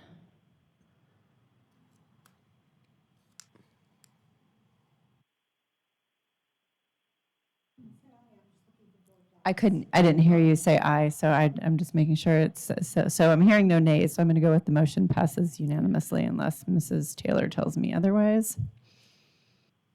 So we can move on? Yes, ma'am. Okay, I would ask that the governing board approve consent agenda items 7A through 7K. I second. We have a motion and a second to pass consent agenda items 7A through 7K. All those in favor, please say aye. Aye. Aye. Any opposed, please say nay. Any abstentions? Hearing none, the motion passes unanimously. All right, 8A. Sorry, can I move on? Yes, ma'am. I would ask that the governing board approve all employee out-of-state travel per governing board policy GCCE. I second. We have a motion and a second. Are there any questions or discussion on this item? Seeing none, I'll call for the vote. All those in favor, please say aye. Aye. Aye. Any opposed, please say nay. Any abstentions? Hearing none, the motion passes unanimously. All right, I would ask that the governing board accept the administration's recommendation to pre-approve the agenda as presented. I second. We have a motion and a second to approve agenda pre-approvals. Any questions or discussion? Hearing none, I will call for the vote. All those in favor, please say aye. Aye. Aye. Any opposed, please say nay. Any abstentions? Hearing none, the motion passes unanimously. Moving on, I would ask that the governing board accept the administration's recommendation to approve the fiscal year 2021-2022 district performance pay percentage for classified, administrative, and exempt employee groups at 2%. I second. We have a motion and a second. Mr. Miglerino. President O'Brien, members of the board, Dr. Finch. We probably need to bring this item to you earlier in the year than now. Although the last 3 years we've done it in the spring, I think it'd be more timely to bring it to you earlier in the school year. This is for all the non-classroom site fund employees in the district. So we've had a district performance pay plan in place since 2005. This is to have the board approve the percentage of that. It is a goal-based performance pay plan. Like I mentioned, it has been in place since 2005. The percentage has been 2% every year except 1 year. The first year, it was actually 3.6%. It's been 2% every year since. This is just asking the board to approve that percentage for, again, this year, similar to what it's been in most of the years that this plan's been in place. Any questions or discussion? Mrs. Fisher. Have you guys ever considered doing a scaled percentage? President O'Brien, Ms. Fisher, we have had discussions over the years about it being, partially earned in terms of a scale, if that's what you're talking about. Like, No. I mean, we need to honor our administrators and we need to honor our workers all the way up and down. But when you just say a blanket 2% and you have somebody who's making $10 an hour, or I guess $12.80 now because that's the least they could possibly make, and someone else is getting a performance pay that's more than their, I don't know, monthly salary or maybe sometimes 2 months salary. I just,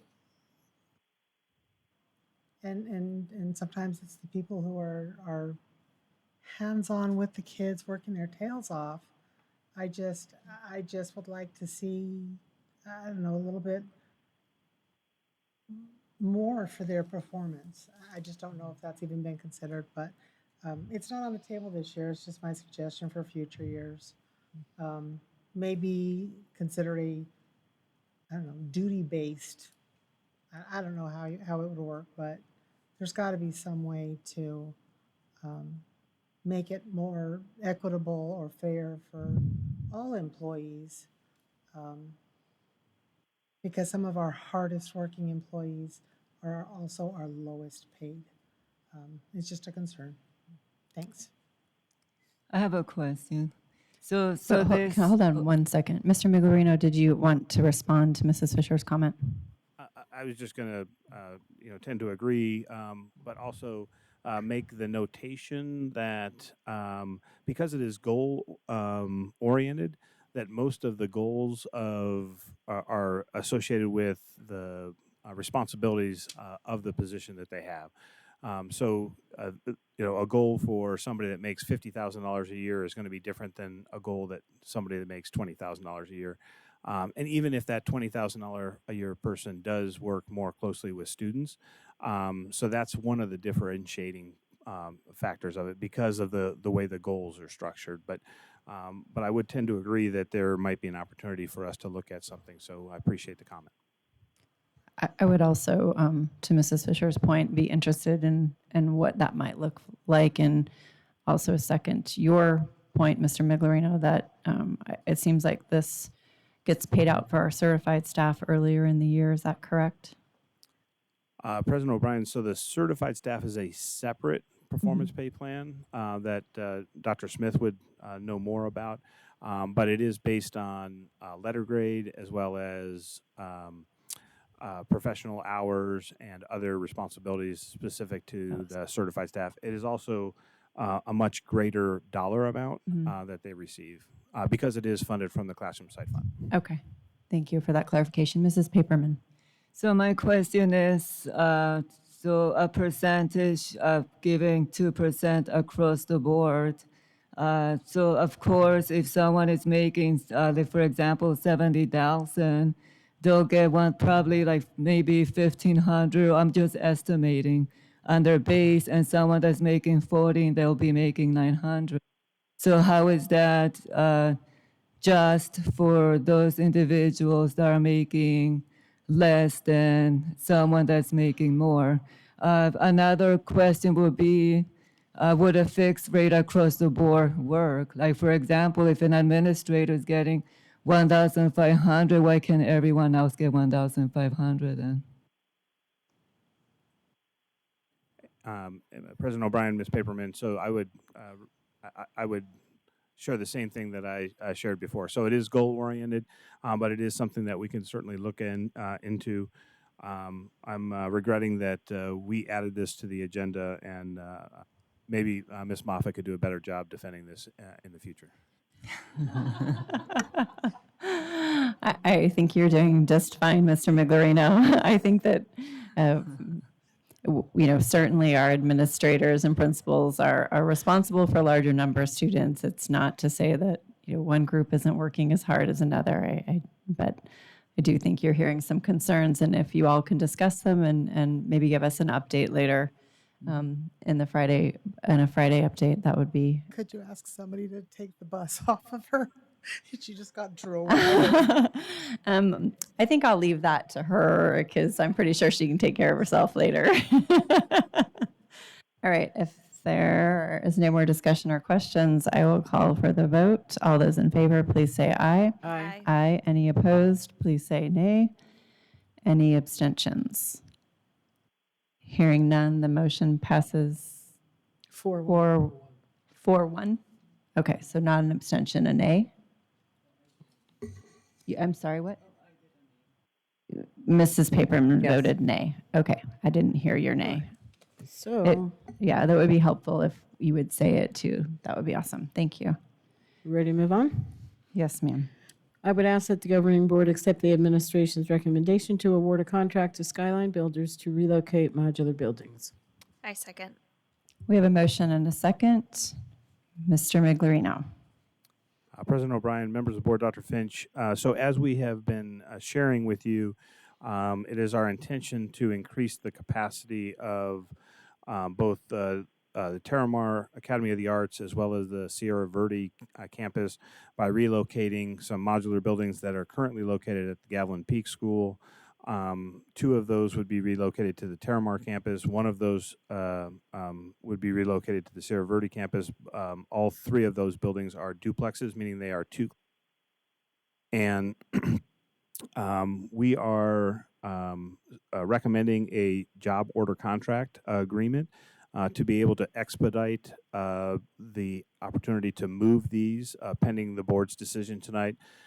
So the JOC contract is deemed to be beneficial to us so that we can act expeditiously to be able to try and get in front of the municipalities for permitting purposes to be able to try and effectively have these buildings relocated over the summer so they'll be there for the start of the next school year, the 22-23 school year. So the Terramar campus would be $305,712 because there's two buildings going there. The Sierra Verde campus, $107,312. And I'd be happy to answer any questions that the board might have. Board members, questions or discussion? Okay. All those in favor, please say aye. Aye. Aye. Any opposed, please say nay. Any abstentions? Motion passes unanimously. We'll move on to preview item 9A, which is to preview the fiscal year 23 salary recommendation. And Mr. Miglerino. Again, President O'Brien, members of the board, Dr. Finch, I do want to disclose that what we have to share with you this evening is a preview item. So we are not asking the board for a decision tonight. We are trying to share what we have been working on through the negotiated solution team, or what we refer to as NST. I know members of NST are here, so we would welcome them to speak if the board desires to hear. I know Mr. Kilman is here, and I think Mr. Lund is here as well. Mr. Kilman from DVA and Mr. Lund from our classified group, DVESPA. I think one of the things that we set out to do with the salary recommendation for this year was to honor some of the comments that we heard the board refer to last year. As you'll recall, a year ago, we were talking about a salary recommendation that ended up being a lot of one-time payments. Those payments were paid out in December. And some of the comments that we took note of, we collectively, the NST took note of, is that the board had shared their interest in trying to make sure that some of those amounts made it into salary, so that they wouldn't just be one-time payments, so that we could reward the employees that have been dedicated through the pandemic. Because all of the accolades that we've shared with you this evening, whether it was the awards before the board meeting or the celebrations throughout the strategic plan that Dr. Tunis and Dr. Smith went through, are all thanks to the employees, the hardworking employees of this district. So we set out with some objectives, and those objectives were to try and provide a meaningful salary increase, something that would be attached to salary, not just a one-time payment like was approved last year. And we wanted to address some of the issues that we're having filling vacancies. So we have a number of unfilled positions, so we wanted to address that. We wanted to make sure that we had a provision for some of the compression issues that minimum wage was causing. And we wanted to make sure that we did so in a fiscally responsible manner, right? Did we have the money to be able to afford to do what we were presenting? So we've incorporated even a provision in this recommendation for some options, what we like to refer to as trigger language options, that if certain criteria is met, we would expect to receive additional funding. As a result of that, we want to make sure that those could be shared with our employees. So we think that what we have put together is not a final recommendation. As you'll see as we go through the actual recommendation itself, there's still some missing pieces of it. But I think the intent tonight is to be able to get some feedback from the governing board so that we can finalize a recommendation. Our hope is to have this finalized so that it could be presented to you at the April 12th board meeting, our next regularly scheduled board meeting. And that's important to us for a number of reasons. One is so that our employees will know what to expect for next year, but also from a recruitment standpoint to know what we can go out and advertise to be able to try and fill the hundreds of vacant positions that we have. So with that, I'm going to kind of jump into it. We talk a lot about the process. I think the most important part of the slide here are the names at the bottom. Wanted to recognize all the people that have committed a great deal of time to put together this. Wanted to acknowledge, you'll see extra a person under the DVESPA category. Just wanted to recognize Mr. Dennis Bohack. He has since retired, but he was with us for the majority of the NST process. We miss his wisdom. He's been a long tenured employee in the district, but we did think about him as we were coming up with the final recommendation. Here are a list of the meetings. You kind of see that we are scheduled to meet at least 2 more times, if not additionally. Right now, tentatively set to meet April 12th and May 10th. We may have to add an additional meeting between now and April 12th, depending on the feedback and input from the board. So again, just making sure that we have an opportunity for the board to provide some input over the actual recommendation. So just going through, a lot of the budget assumptions are listed here. I'm not going to go into details about this. I think what's important to note from this is we are projecting a slight increase in revenue for next year from a number of factors. And I think, namely, increased student count is included in that. The inflationary amount that's kind of guaranteed, I'll use air quotes there that you might not be able to see. And we had a slight increase in our teacher experience index. All these things adding about $4.5 million. And in addition to that, we had $7.5 million of unallocated funds in this year's budget. We've talked about that each month as we go over the monthly, as Ms. Mock goes over the monthly financials. So essentially, we thought we had $12 million worth of continuing revenue that we could afford as a district. So that's kind of what this says. There's a lot more detail here. Item number 3, I'll be remiss, and Ms. Mock will be kicking me if I don't mention it, but the district additional assistance percentage there. If you remember, we have shared that there is a Auditor General financial risk assessment that they do. They want to make sure that at least no more than 25% of the district additional assistance gets moved into M&O. We are preserving that at 20.5%, as you can see here. I think they use a 5-year average or 3-year average. But anyhow, the rest of the budget assumptions here really talk about the fact that there are some other moving pieces. The benefit recommendation that the board's already approved, that's going to be paid for out of the reserves that we have at Valley Schools. Slight savings on the state retirement, so the savings not only to us as the employer, but it'll be a savings to the employees as well. Just as a reminder, that is a match. Again, this, as I mentioned, is a $12 million total compensation increase, and we'll get into the details of that. It does include just over $1 million to address classified salary compression, and then it has 2 triggers in it, one at 1.5% and a second at an additional 1.5%, and we'll get into the specifics of that as well. It does not include the Classroom Site Fund, and the reason for that is the Classroom Site Fund allocation is due out next week, so we will be incorporating that into the recommendation once it becomes available. We probably will expect to see that at the end of next week, is what we've been led to believe.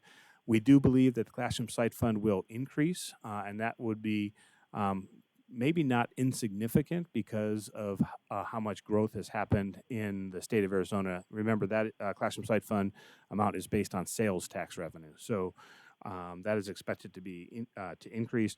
We did include professional growth. We've done that. We've had this conversation in NST at length, and it just doesn't make sense to postpone it. It's not enough money to delay, and then we'd have a compounding effect in future years if we didn't, or if we chose not to. See a slight increase in utilities. That includes some costs associated with opening up the new school, but also some APS rate increase that we continue to try and mitigate through our utility management program. We are having some challenges with our property liability insurance coverage. We no longer have cyber liability insurance. We used to have it up until this year. We think we're going to have to increase just because of the marketplace, the contribution. And we have additional square footage that needs to be covered with the addition of Inspiration Mountain School to our schools. So those are kind of some of the major changes that you can expect in terms of seeing the budget when that comes to you. Here's the actual salary increase, and I know there's a lot of numbers on this page. I've got to get Jim Font in somewhere. Really, the far right column is the M&O percentages for each group. So what this really says is a 5% increase for our admin exempt group, costing $575,000, a 6% increase for our certified staff at $5.6 million, a 6% increase for our other professional staff, just under $1 million, and then a 6% increase for our classified staff of $2.1 million. When you add the cost of the benefits associated with that, it's just over $11 million. I mentioned that this salary recommendation is a $12 million recommendation. That's because there's an additional $1 million to deal with classroom classified compression due to minimum wage. And so that is included in the narrative that I'll share with you. But this slide also has the split that is being considered by the groups.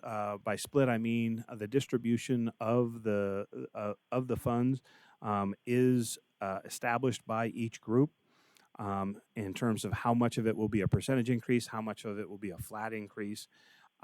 We purposely, through several conversations with DVUSD, we purposely flipped the weights on the classified group. So you'll see a 40-60 there.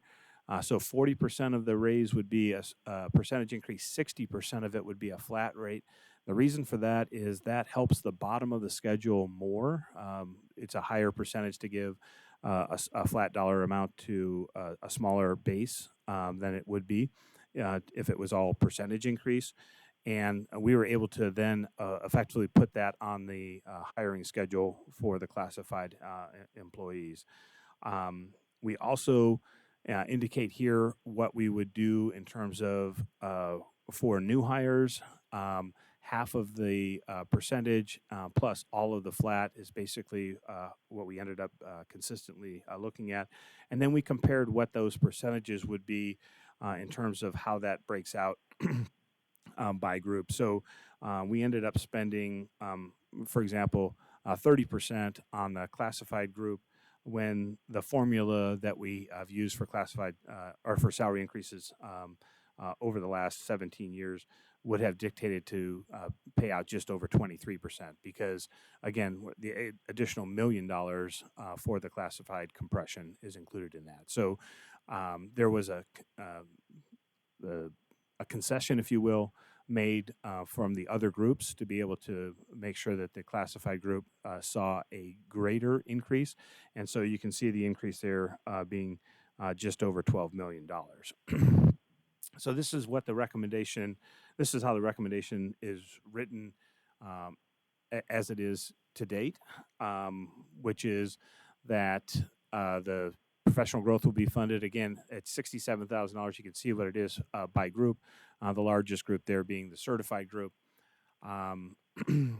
The certified increase is one of two options, which is a 6% on average increase, in which 60% of the increase would be paid as a percentage increase and 40% as a flat increase. What that effectively does is it provides a greater total percentage increase to those below the average. That average is right about $55,000. And it would be a smaller total percentage increase for those above that average of again, $55,000. The second option for that is to provide a straight 6% percentage increase to our certified staff. By the way, I was surprised to learn that we have given a straight percentage increase for our since 2016-17. So it has become more the norm for us to do a straight percentage increase. But I should remind the board that in the employee manuals, the actual distribution, how much of it is a percentage, how much of it is a flat, is prescribed in the manual that the employee groups will make that determination. So I know that Mr. Kilman may want to speak to this when we get to a point where you'd like to hear from him. They have conducted a survey, and I believe the numbers that he quoted to me was something like 80% of the survey respondents were in favor of a percentage increase, a 6% percentage increase, not having any of the increase be converted into a flat dollar amount. The next several items here speak to the trigger language. Again, if the aggregate expenditure limit is resolved, that would be an additional 1.5% one-time payment to this group. That is being considered solely as a percentage increase, no conversion of that, again, as a one-time payment.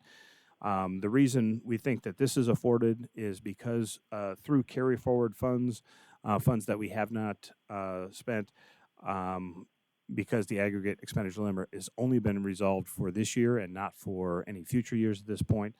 If it is resolved, we think that we could use some of those carry forward funds to reward our employees for their service, similar to like what we did this past December.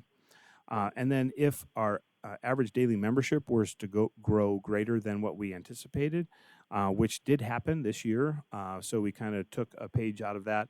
And because we're funded on current year funding, we thought it would be nice to be able to afford another one-time payment in addition to the salary increase. And you're going to see that consistent language throughout all the employee groups. And then the fourth bullet really just speaks about the timing of those payments, so that people will know what to look forward to. Kind of becomes prescriptive for us as to when we have to process those. So that's our certified teachers. This is going to look almost identical because this is the other professional group. I left the note in there that they became classroom site fund eligible as of this year, so that's just a notation. But again, the option that needs to be worked out. Again, I told you that not all of this has been finalized, so the option exists not only for the certified group but for the other professional staff as to the distribution of the funds. The rest of the language is identical. Classified group gets a little bit more involved, and I've already been made aware of a change that needs to be in this language. Despite trying to not relive the past, there is a reclassification consideration in here for some of our transportation staff, and unfortunately, I did not, in the language we chose, I did not capture everybody, so we'll probably have to, we will be recommending to make sure that everybody that we have driving a bus is recognized with a salary increase beyond the 6% that's being recommended here. Again, I mentioned earlier that this is going to be more heavily weighted on a flat increase, which ends up being 75 cents per hour, and then a 2.4% increase. The way that is calculated is the percentage is added first, and then the 75 cents is added on after that. But we do have that half of the percentages going to be added to the base rate and all of the flat dollar amount. That gives us the ability to look at ranges 14 through 21. Right now, ranges 14 through 19, even though they have different responsibilities with them, because minimum wage jumped up to $12.80, it did set the minimum wage for all of those ranges at $12.80. We did go back through and create a 1% delta between the ranges 14 through 21. We had to go all the way through that, and we had to add additional dollars to each of those ranges to be able to get that 1% decrement between the ranges. So part of the $1 million is to make all of those adjustments for not only the positions that would be filled, but those that are currently in those positions would also receive that additional amount of money. So now, in addition to the 6% increase, if I was a range 15 employee, I would also receive 14 cents per hour to make sure that we're creating some differential between the range 14 level responsible positions and the range 15 positions. So that cost ends up being just over $1 million when you add in the additional amount that's listed there for each of the ranges, as well as for the transportation recommendation that's shown here. In addition to those things, we have provided a trigger language for this group as well, similar to what was included for the certified and other professional staff. The major difference here, it's still both triggers are triggered based on the expenditure limit as well as the ADM increase. Big difference here is it's computed off of the FY22 annual amount. Their hourly rate times their hours times their work calendar days is how that will be determined if either of those triggers are realized. And then finally, the admin group, again, a 5% raise. This group opted for a 50-50 split, so 50% as a percentage, 50% as a percentage. Again, also, one of the things that was discussed here was the fact that we do have some lower paid administrators trying to make sure that the bottom was effectively raised for this group as well. And then adding half of that increase of the percentage increase, or 1.25% to the base salary plus $2,002, which is the flat dollar amount for this group. And then both triggers were effectively added to this group as well. Again, if the aggregate expenditure limit is resolved and if our ADM exceeds $32,500 by December 1st. I mentioned that the classroom. Oh, I'm sorry, I wasn't keeping up with the slides, was I? I mentioned the classroom site fund has not been determined. We should get this information next week. We think this could be more than $1,000 increase potentially. I don't know how much of that's going to be sustainable by the Joint Legislative Budget Committee, or JLBC will make that determination. And we do have some one-time funds left over in the classroom site fund that we probably want to also include in this recommendation for payout to those that are eligible. I did provide the smaller gym front here are the amounts from last year, the $44.80 and the $260 there. So the total amount of $4,740. Again, that amount could go greater than $5,700 for next year if our estimates on the classroom site fund are close. But we are just taking kind of educated guesses at that number right now. And we'll know more, as I mentioned, next week.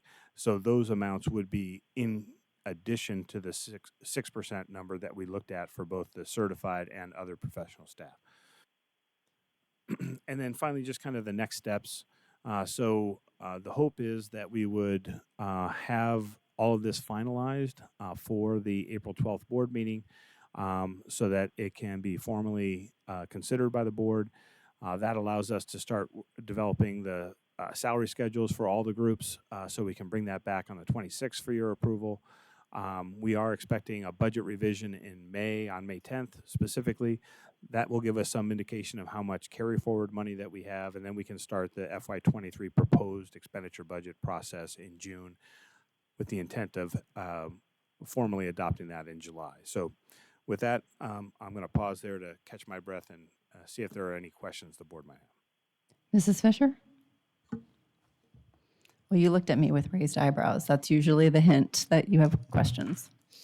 Yeah, I just know that it's not going to be received well, but any chance that if the aggregate is resolved, that that 1.5 can just be a dollar amount that's flat spread across the district per employee, rather than a percentage of anybody?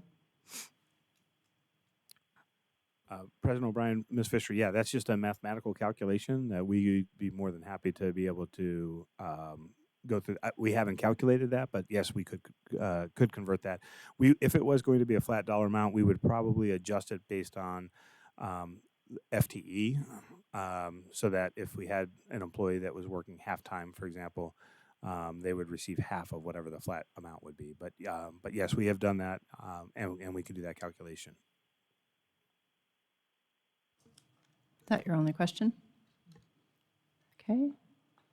Mrs. Paperman? So would it be possible because you mentioned surveys, I know there's surveys that have been taken by, I believe it's Certify or Classify. For example, DVA has 79.5%. I'm sure, they looked at the data of what, the certified uh, like what would they, what race would they want? For example, they want 100% instead of the, was it 40/60? So yeah, can we look at the survey? Because I think when we're looking at budget, we need to staff a voice, because the board, all we look is at numbers. We look whatever is presented to us, but we also need to know where the staff stand. So if we can also look at the survey, so we can also have retention, staff retention. President O'Brien, Ms. Paperman, I don't have the results of the survey. It's only been shared with me orally that is roughly about 80%. So I don't know. So sorry, Mr. Miglerino, for clarification, Mrs. Paperman, that survey is actually done by DVA.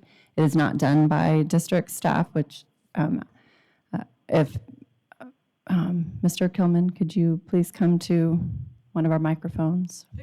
Pick a microphone. You could dance.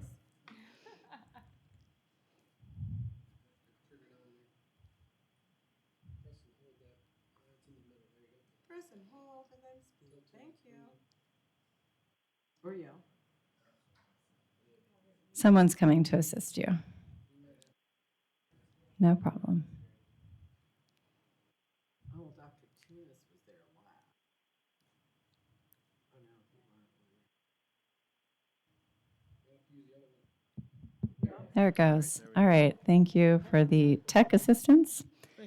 All right, Mrs. Paperman, would you like to ask your questions? Yes, so you provided a survey. Was it for the certified, just certified, or classified? I just want to know because, staff, they should also have a voice. This is not just for the board that we're just going to do 3 votes and pass whatever is given to us. Like, I would like to know where the staff stand because I truly believe that we need to look at our retention. Correct, Ms. Paperman. It was only sent out to the certified because there's a classified group and then they do their own surveys or however. Will you pull the microphone closer? Thank you. Yeah, sorry. No problem. But no, we only look at the certified staff and the other professionals. So when we sent the survey out, we send it out to all certified and group-wise, and then they take the survey. So we don't collect the data for the classified or the admin BLT group. So. Okay, and the survey, what does the survey state of certified? Like what, when you gave the survey, what's the results that you got? Based off of the results that I shared, is 79.5% would prefer a 100% flat increase or percentage increase versus the other percent 60-40 split. Okay. So that's what they would prefer. That does not mean that is where we would end up in negotiations. As all negotiations, it's a negotiation. So what was presented to the 60-40 split, and based off the language in the certified manual, we have to go ask the certified staff what they would prefer. So that's what we've done. We've now shared the data, and now we're looking for more feedback. Okay, great. So I'm just hoping that that we take into consideration. I mean, I'm a school teacher, and I understand, especially this year has been a very challenging year. I think we need to take, consideration with our staff, and there's a survey that's a high percentage, of what staff, are looking for, and I think as a board we also need to see the needs and also retention. And this is why I asked how many of the staffs are leaving because they're looking for higher salaries. So I hope that we can take those into consideration. Thank you. Thank you, Mrs. Paperman. And to Mrs. Paperman's point, Mr. Miglerino, and I do have some questions for you. So, Mr. Miglerino, you made a comment that I believe the certified manual states that the split will be 60-40, but then there's another section that says that the certified NST team will negotiate and determine that. And then Mr. Clement has just talked about how that they'll go out for a survey or vote for that. So it sounds to me as if we have a conflict in our certified manual. President O'Brien, so I'm reading from the manual. It's actually in the appendix, and it says under the annual increase process, the individual base salary will be increased by the negotiated flat increase and percentage increase. So it does identify two. And then sub-bullets under that, available funds will be split between a percentage increase of 60% and a flat increase of 40%.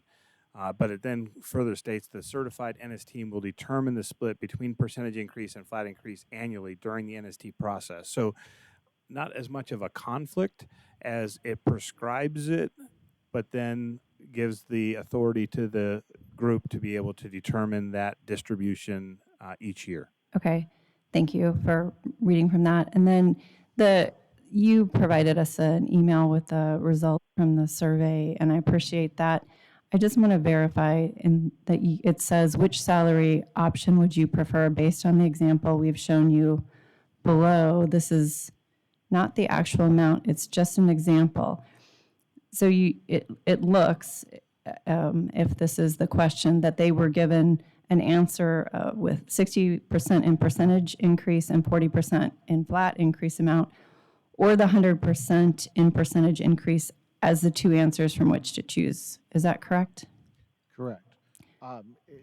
What we did is we put some examples of beginning teacher salary, what it would look like for the 60-40 split and for the percentage increase. We also did it for 55,000, which is close to our average teacher salary, and then we picked, I think it was 60,000, just for a higher number for the staff that is in that range. And we just stated what the language was, and we let them. Then the question was that question to where they would have to choose between either they wanted the 60-40 or the percentage increase. And that gave them, based on the salaries you provided, what the amounts would be?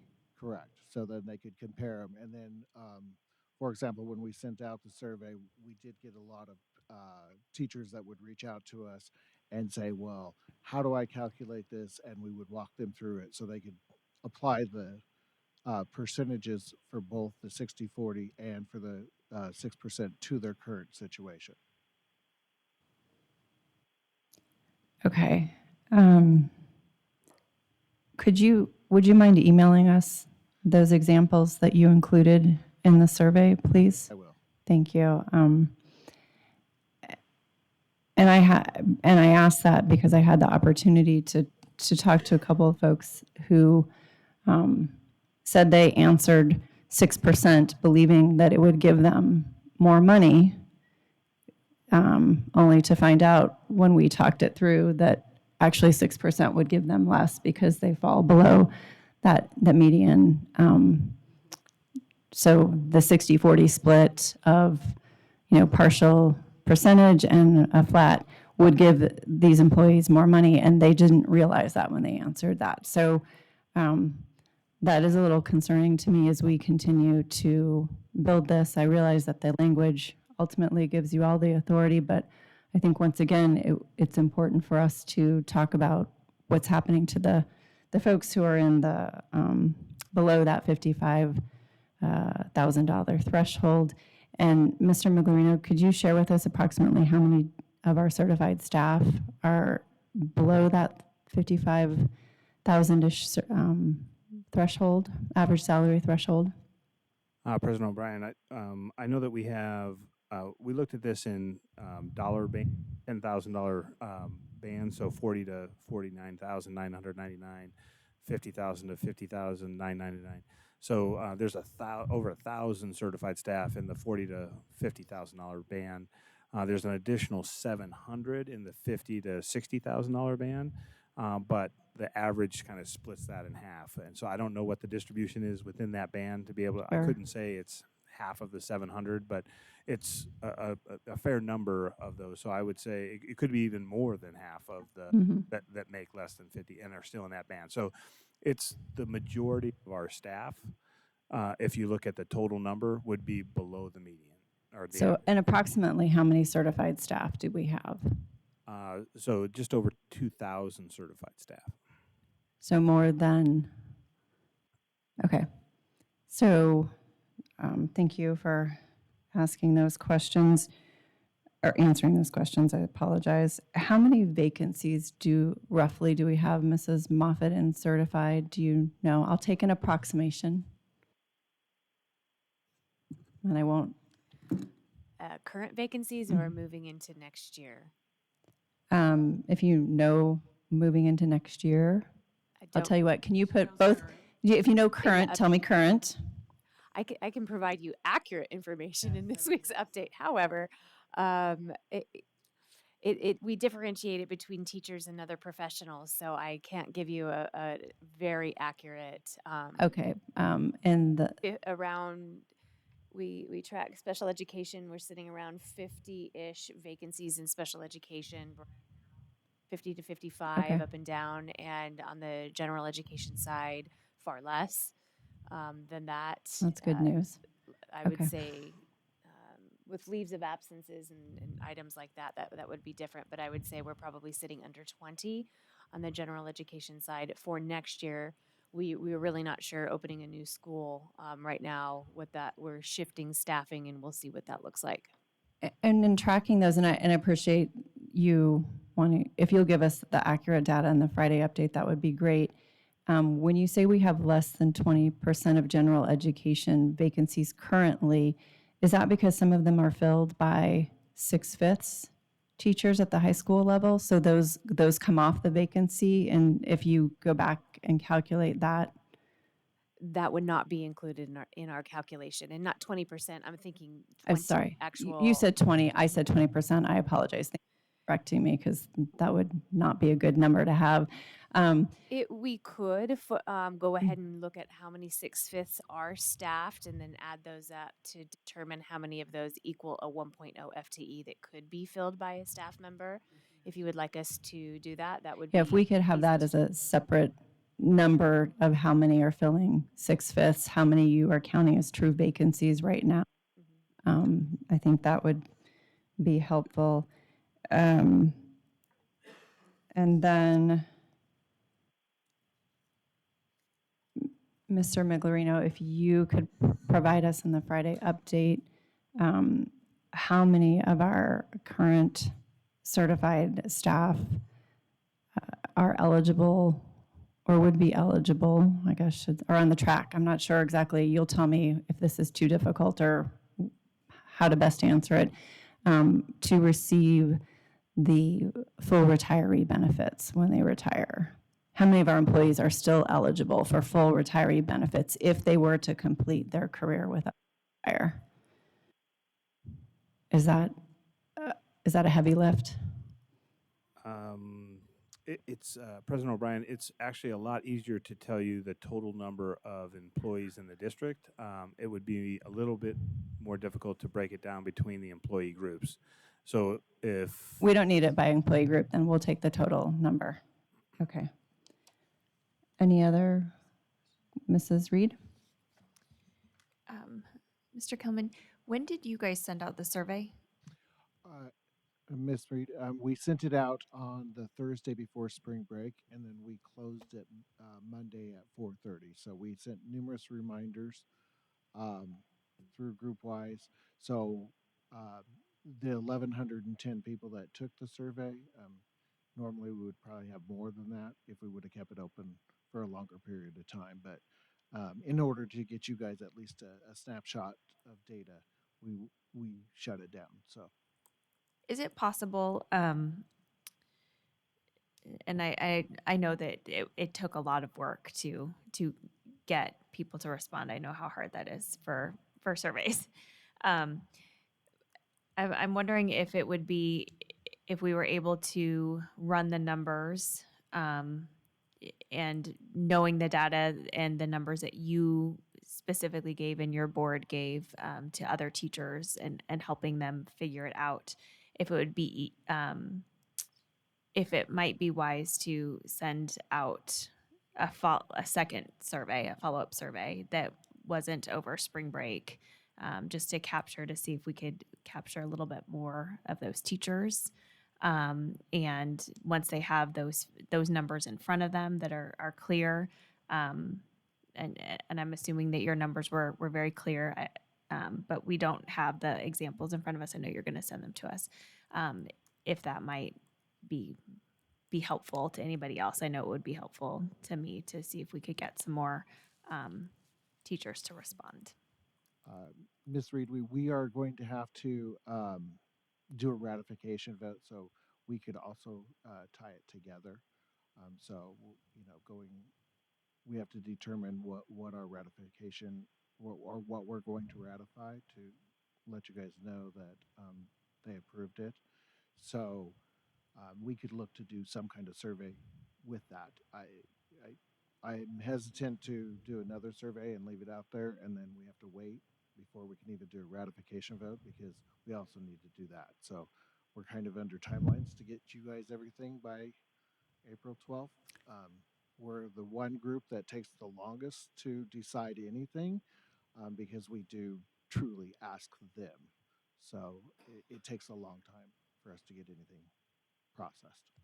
I know, and I appreciate the time and the effort that you guys spend to try and reach as many teachers as possible. So thank you. Any other questions or discussions, May I Mrs. ask a Ordway? Oh, yes, you may. Oh, thank you. Steve, did you have anything that you wanted to share with us, talking about classified? I mean, come up, because I think Jim portrays it accurately, and I know Harley wanted to leave the seat anyway, so. You know what, I've heard that before. Knee replacement, so I'm getting better. And if I sit real close, is that better? It's So perfect. just to add a little bit, I'll start by saying from the DVUSD perspective, the officers over the last 8-10 years that I've been involved with that, in the last 8 years with the NST committee, our belief has always been that the 60-40 split, this year it's a 40-60 split, have benefited the lower end in trying to bring them up because of our hourly wages being, substantially different. And it's a different kind of job. I'm not making a comparison that any one job of ours is similar or equal to anything else. Everything has a difference. But that said, we've always believed that the split benefits the lower end, and those that are making a higher hourly rate, such as myself, at the top end of my trade level, I benefit from the percentage split to a dollar amount a little better than somebody below me.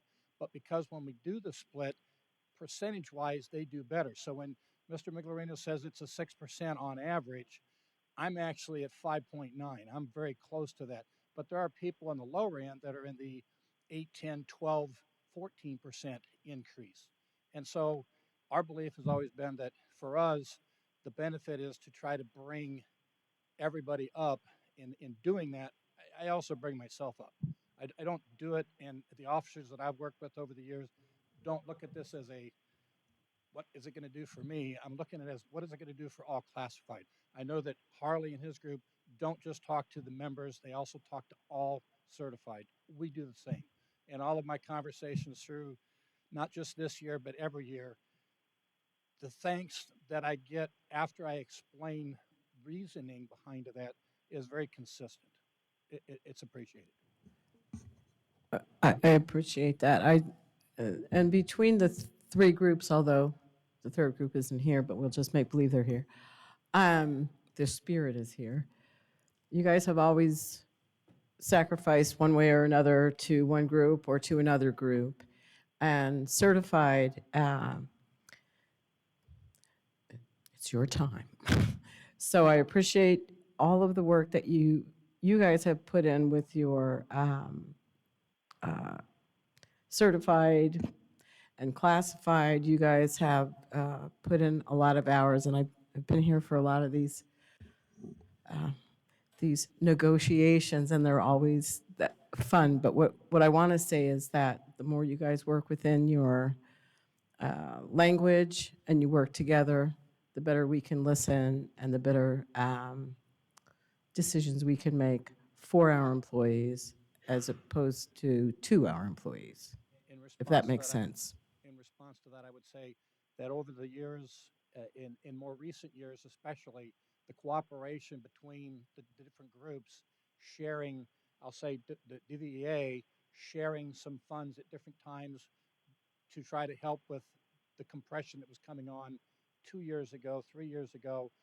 Unfortunately, it kind of caught up with us rapidly with the cost of living this past year. This effort, this proposal puts us in a position where the bottom end of our area of our group will be good probably for 1 to 2 years, and then we're going to start feeling it again. So this is kind of the first step in trying to resolve some of the issues. The extra money that we got to decompress the 14 to 22 was exceptional. It was beyond what we would be normally dividing up, and I don't mean that to sound bad. It's the cost of each of the groups for what it is. So the extra money to that was very beneficial to helping our situation, and being able to get the feedback tonight is, in my opinion, beneficial because I can go back to our people and start telling them, don't give up. We got some good things coming. It sounded like they all were smiling at me, I think. But, it's nothing that I can go and tell everybody, hey, you're going to get a 6% on average raise, because I don't know where it's going to end at this meeting tonight. But I have a better feeling that I can start telling people, don't give up, hold on. We're working on some, more than moderate changes. Well, I appreciate the hard work, and for the years that I've been on the board, it's kind of exciting that we have, I don't know, maybe more than one raise and more than one payout and another one and another one. So anyway, thank you very much for all your efforts. Thank you. Thank you, Steve. And actually, I want to apologize. I was remiss in thanking our committee members because I know that this committee works long and hard and attends many meetings and does a lot of work to come to get to this point in the year. And so I do appreciate that. I have one more question. Does the amount of dollars we're proposing for the salary increases, how much then would be left for other things that we need to do in the district? Because it looks like we would be asked to approve this before we'd actually see the budget. President O'Brien, that's a great question. And right now, as we've been tracking the M&O report each month, it's just under $20 million, so that would leave us about $8 million of carry forward funds to address, the aggregate expenditure limit or any unforeseen changes that we would have in our financial plan as we look to finalize the development of the budget. So we know that there's $12 million worth of sustainable revenue, and that's why we kind of gravitated to that number in this recommendation. Again, $4.5 million of that is new monies for next year, and $7.5 million is monies that has not been committed from last year. So of the $8 million, is the other $8 million, is that all one-time funds or unsustainable funds? President O'Brien, that's correct. So those are carry forward funds that would not be sustainable over time, and that's what would pay out the 1.5% percentages that you saw. Each 1% is roughly $2 million, and we were looking at 3% in total. So that would be $6 million of the $8 million if the triggers were to be satisfied. But one of the triggers happens to have is related to average daily membership, and because we receive current year funding, we would anticipate receiving additional dollars. All that being said, that does not include this May 10th board meeting FY22 budget revision, so that could increase the projected carry forward to be greater than the $20 million that we're using to develop that. So again, financially, we think that this is a fiscally responsible recommendation. We are only committing, bless you, we are only committing funds that we know are sustainable into salary. The other $6 of the $8 million, it would be one-time funds, and so we would use the one-time funds that we have, that we know that are available to us if, again, those triggers are met. Okay, thank you for that explanation. All right. Yes, Dr. Finch. I just want to thank again the team as well, and to reiterate Ms. Ordway's point, most of our neighbors are only doing about half of what we're doing. So they're not going to be happy, but I'm very happy that we put ourselves in this position that we're reward our employees. So hopefully we can get our NST team together one more time and talk about recommendation that you can approve next meeting. All right, thank If you you. have any questions too, you can email it to me. I can try to get answer anything that we might have missed. Yes, sir. We will email you with any questions we have. Thank you so much. Our next preview item, is to preview the 2022-2023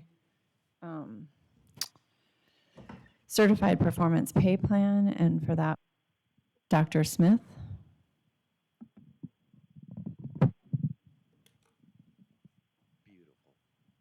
Thank you, President O'Brien, members of the governing board. I think I have a fairly quick preview of the Certified Performance Pay Plan tonight for you, although I am going to aspire to Steve status. Hopefully at the end of this, everybody will be smiling at me, so something to work on. First slide is really a historical slide that was in last year's presentation. It's just a reminder. Mr. Migliorino alluded to this a couple of times. The changes in the classroom stipend from, I think it was, I might mess this up, Senate Bill 1139 in 21 amended Statute 15977, and that's the primary statute that drives the performance pay, certified performance pay. But two things, instead of 3 funds, now there are 2 funds. You see them up there. But the big thing, which Mr. Migliorino specifically stated, was adding the other professional services staff into eligibility for the classroom site fund, both the base pay and the performance pay. This is a performance pay committee. You can see it's made up of 4 teachers, 4 administrators, and 2 parents. We've had this fully staffed committee now, I think, for almost a year. Lots of time have trouble getting parents, but we've been very fortunate to have it fully staffed. We've had one meeting. It only took one meeting. It's a really good meeting, a very good participation. And you'll be able to see why here in a moment. Basically, the plan we're previewing and proposing for 22-23 is very similar to the current 21-22 plan. Broken up into 3 components, evaluations being 50% of that performance pay, responsibility or professional development hours 25%, and school letter grades another 25%. So a lot of this is very similar to what you've seen before. We'll take the evaluation, we'll score the first 6 standards, so we will not use standard 7, which is the student learning objectives, but just the first 6 standards. And we get a point value for whether they're highly effective, developing, or ineffective. And then we apply a little score matrix to say what percent of this component you'll get. So if you're between 2.8 and 4, you get 100% of this component, 2.6 to 2.79, 85%, etc. If you're below 2.4, you get 0% of this component. The other thing that happens with this part of the plan is you become ineligible if the teacher has more than 3 developing ratings or 1 ineffective ratings. They are ineligible for just this component of the plan. They would still be eligible for the other components. There are some examples here. I'm not going to go through each example, but you can see, if I had all effectives, I'd get 100% of the payout. If I had all but 1 effective and 1 developing, I still get 100%. So it'd take a couple of developings to get down to getting less than 100% of the payout. The second component of responsibilities are professional development hours. Again, 25%. If you remember, we came back earlier in the year and amended this year's plan to move it from 20 total hours down to 15. We, as a committee, believe it should go back to 20 hours as we move back to more normal school operation, more opportunities for people to log those hours, whether it be outside activities, extracurricular activities, or whatever. And you can see the criteria there. They cannot be paid for these hours. They must be logged out of the normal workday. It's basically an agreement from the principal and the employee. And we do in the plan have a list of recommended items, not exhaustive, but recommended items that could count towards these hours. So in this part of the plan, either the employee did the hours, they did not do the hours. So it's a yes/no component, and it is prorated for FTE and time and job. For example, if you're a 0.5 FTE, you would only have to do 10 of the total hours for this component. And finally, school letter grades. This is also 25%. I'm sorry, yeah, 25. This is payout just like previous years. Is driven by the percentage of schools in our districts with a B or higher letter grade. So we don't do schools individually. We look at the whole district and see what proportion of our schools are A's and B's. And then you can see the cut matrix there too. If more than 70% of them are A's or B's, we're at 100%. You've seen in previous slides tonight that we're currently at 92% schools A or B. If you go below 70 down to 50, you only get 75% of that component. If you're below that, we would do 0%. You see a little note there that in order for us to drop to 75%, 12 of our schools would have to be a C or lower, which would be pretty dramatic. There is an appeals process that's also laid out in the plan, primarily or only around the evaluation, and it's only around the procedures or procedural breach in the evaluation process. For example, we waited too long to get feedback. We didn't wait long enough for between observation periods, et cetera, and that appeal can be filed with HR. You can see there by Friday, 5/22/23. School letter grades are not appealable once the state decides on letter grades. They're final. Here's the other eligibility components. These components would make you ineligible for all parts of the plan. If you have one formal level of discipline, you're terminated or separated of employment from the district in lieu of formal discipline, you're not renewed for inadequate performance, or you don't complete your contract or you abandon your contract, you would not be eligible for any of the three components of the plan. Sorry. And back to the prorated part of this again, we do prorate this pay based on time and job and your FTE. So time and job is basically if you were in the job for 3/4 or more of the year, you're still eligible for 100% of the pay. After the year to 3/4, you get 75% of the pay. A quarter to a half, you get 50%. If you're less than a quarter of the year, you're not eligible for any components of the plan also. And I've already mentioned prorating for FTE if you're part-time employee. A little note on the leave of absence. If an employee is on FMLA or medical for 12 weeks, then the employee is still eligible for 100%. When they return, there is no penalty for being on FMLA. And that is a really quick. I felt like I had control of the over under here for a while, so I wanted to be really quick. I would be happy to take any questions. Any questions, board members? Mrs. Paperman. So I have a question in evaluation. 50% seems to be a good chunk.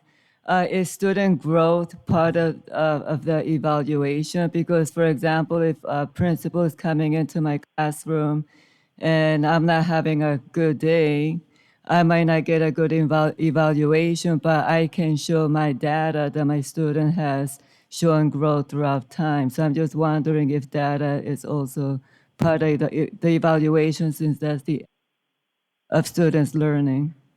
President O'Brien, Ms. Paperman, no, the standard 7, which is usually referred to as a student learning objective, or where you might have growth as that goal in your student learning objectives, is not considered in the plan.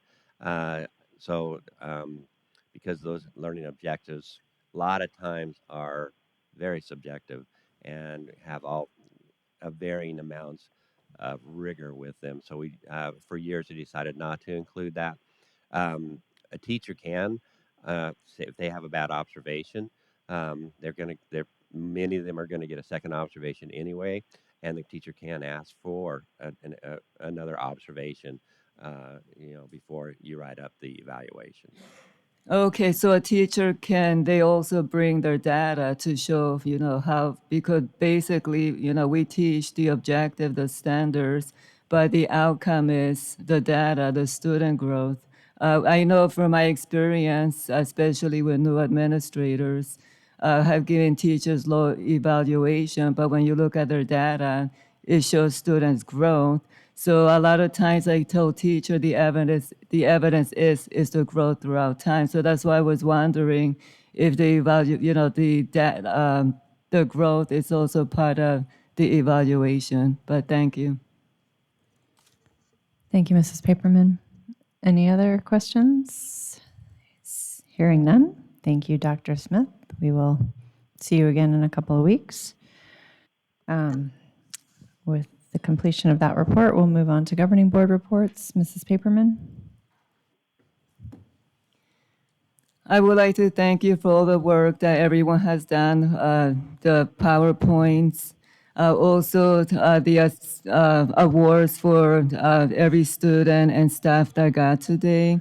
I also would like to thank you for DVA and Classify for being here. And I think it was really great that we also can hear what Classify and Certify, where they stand, and also that there's a survey, because the survey is what determines what are the needs of the staff. Thank you. Mrs. Fisher.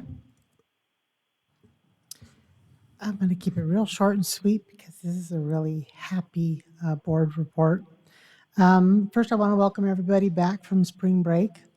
And I just want to congratulate one of our employees that I'm not going to name, but they'll know who they are.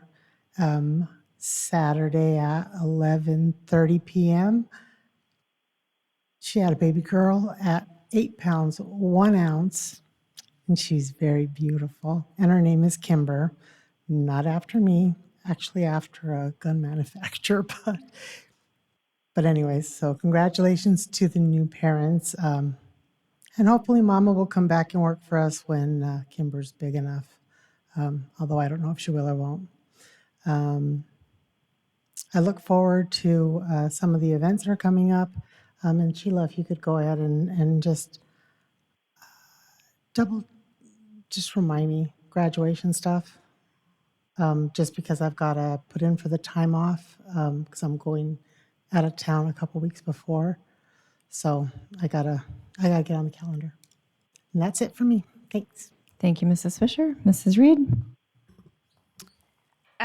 Before spring break, I had the opportunity to attend our first in-person parent pop luncheon with all of our PTSA and PTA representatives from school, and that was really neat. One of the really unique things that Dr. Zerbach did is he facilitated some brainstorming and idea sharing between the schools, and the executive cabinet helped out with facilitating that. And it was really neat to see how excited our parents were with sharing their ideas and their wins and the things that have worked for them over the last couple of years, and helping some of the other schools problem solve creatively to get more parent participation or to look at new ways to fundraise for their school. So that was really neat.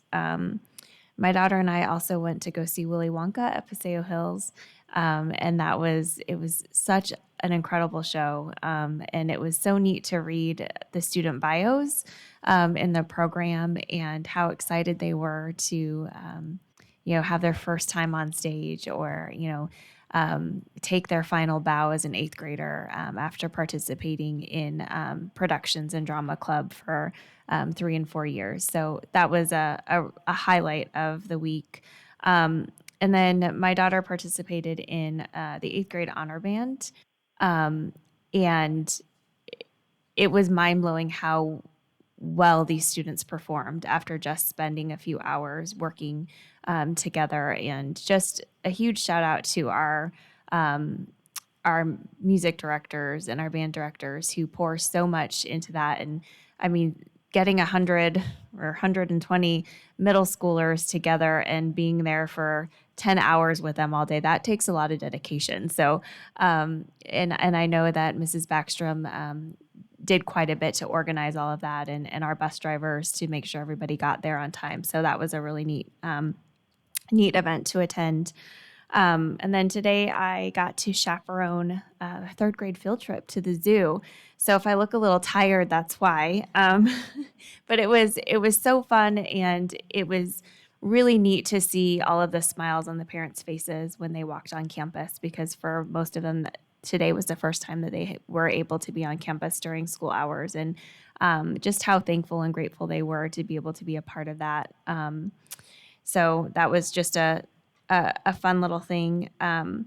But going back to honor band, my husband and I had a conversation after that event, and I asked my daughter, how did it go? And her eyes lit up, and she was so excited to talk about all of the different band directors she got to work with that day.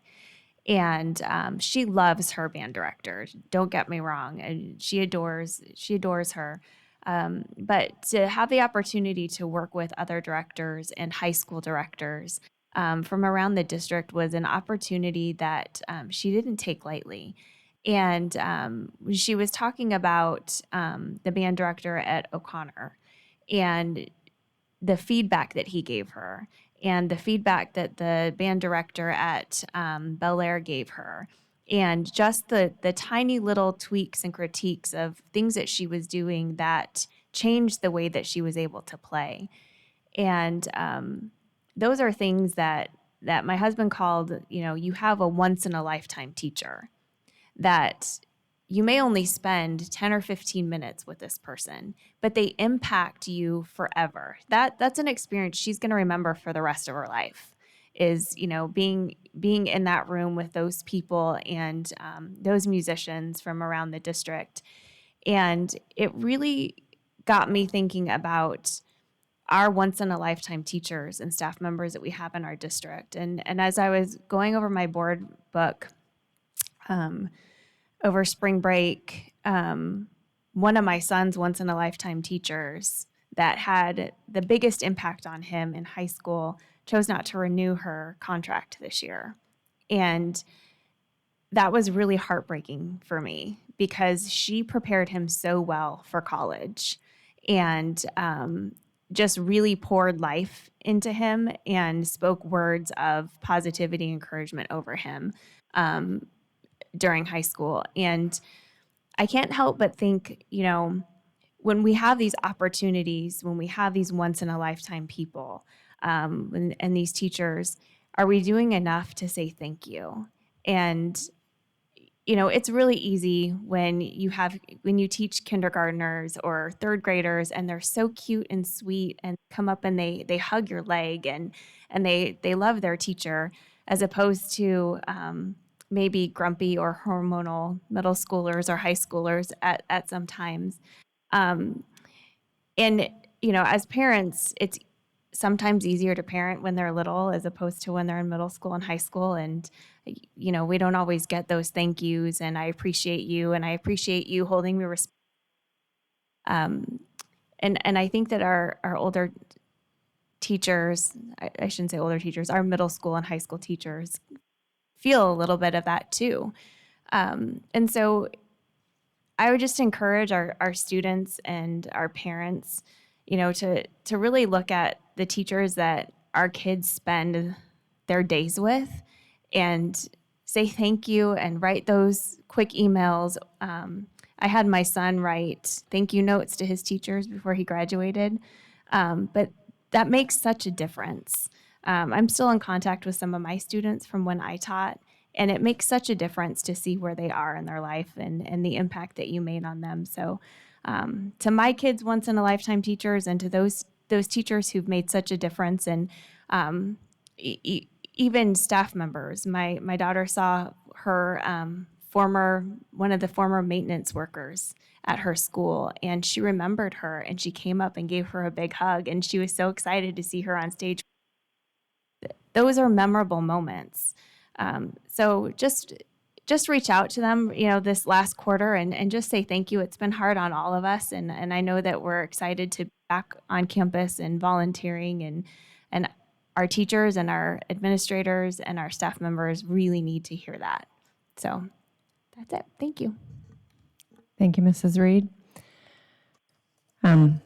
To this evening, it looked like all the board members had a copy of a letter from the executive director of DECA of Ruston, Virginia. And he wanted to thank us for our support for the Mountain Ridge School DECA chapter, which is to be commended on its efforts to showcase the impact that DECA has in preparing the schools, emerging leaders and entrepreneurs for college and career success during Career and Technical Education Month. I just wanted to give them a shout out and let them know that we don't get a lot of thank you notes or emails. So this is exciting that their work was being recognized by the executive director. And I think it's important because I don't know that all folks tune in at 6:30 for our winter awards. But if you're still hanging on at 9:37-ish, we did recognize our girls wrestling state champion from Barry Goldwater High School, senior Brea Garcia, who took away her third championship this year. So that was really awesome. And in addition, our Mountain Ridge High School boys basketball program was awarded the AIA State Sportsmanship Award, also really commendable. And then we had West Wing School be recognized for their A+ School of Excellence Award from the Arizona Education Foundation. And I believe, somebody's going to correct me if I'm wrong, this is our 22nd school. Oh, 23. There you go. Appreciate the assist. And then finally finish that up with our presentation from our Superintendent Student Advisory Council, which was on leadership. The summit was on leadership, and so they presented what they did, and that was really wonderful to hear. I'm excited to hear that things are returning to normal on campuses, and welcome back. And like I said, let's kill it in the fourth quarter and finish strong. And with that, Dr. Finch, Superintendent Report. Okay, thank you. Also, I want to thank the students that came and talked about the summit. It's neat to watch them grow, as obviously they come into the group as they're selected from their schools as potential leaders, not necessarily leaders currently in their school. And so that's what makes it a unique situation when we work together. It's my opportunity to pour into those kids. And so that's neat to watch them grow up and become leaders, and then become leaders of leaders as they do the summit.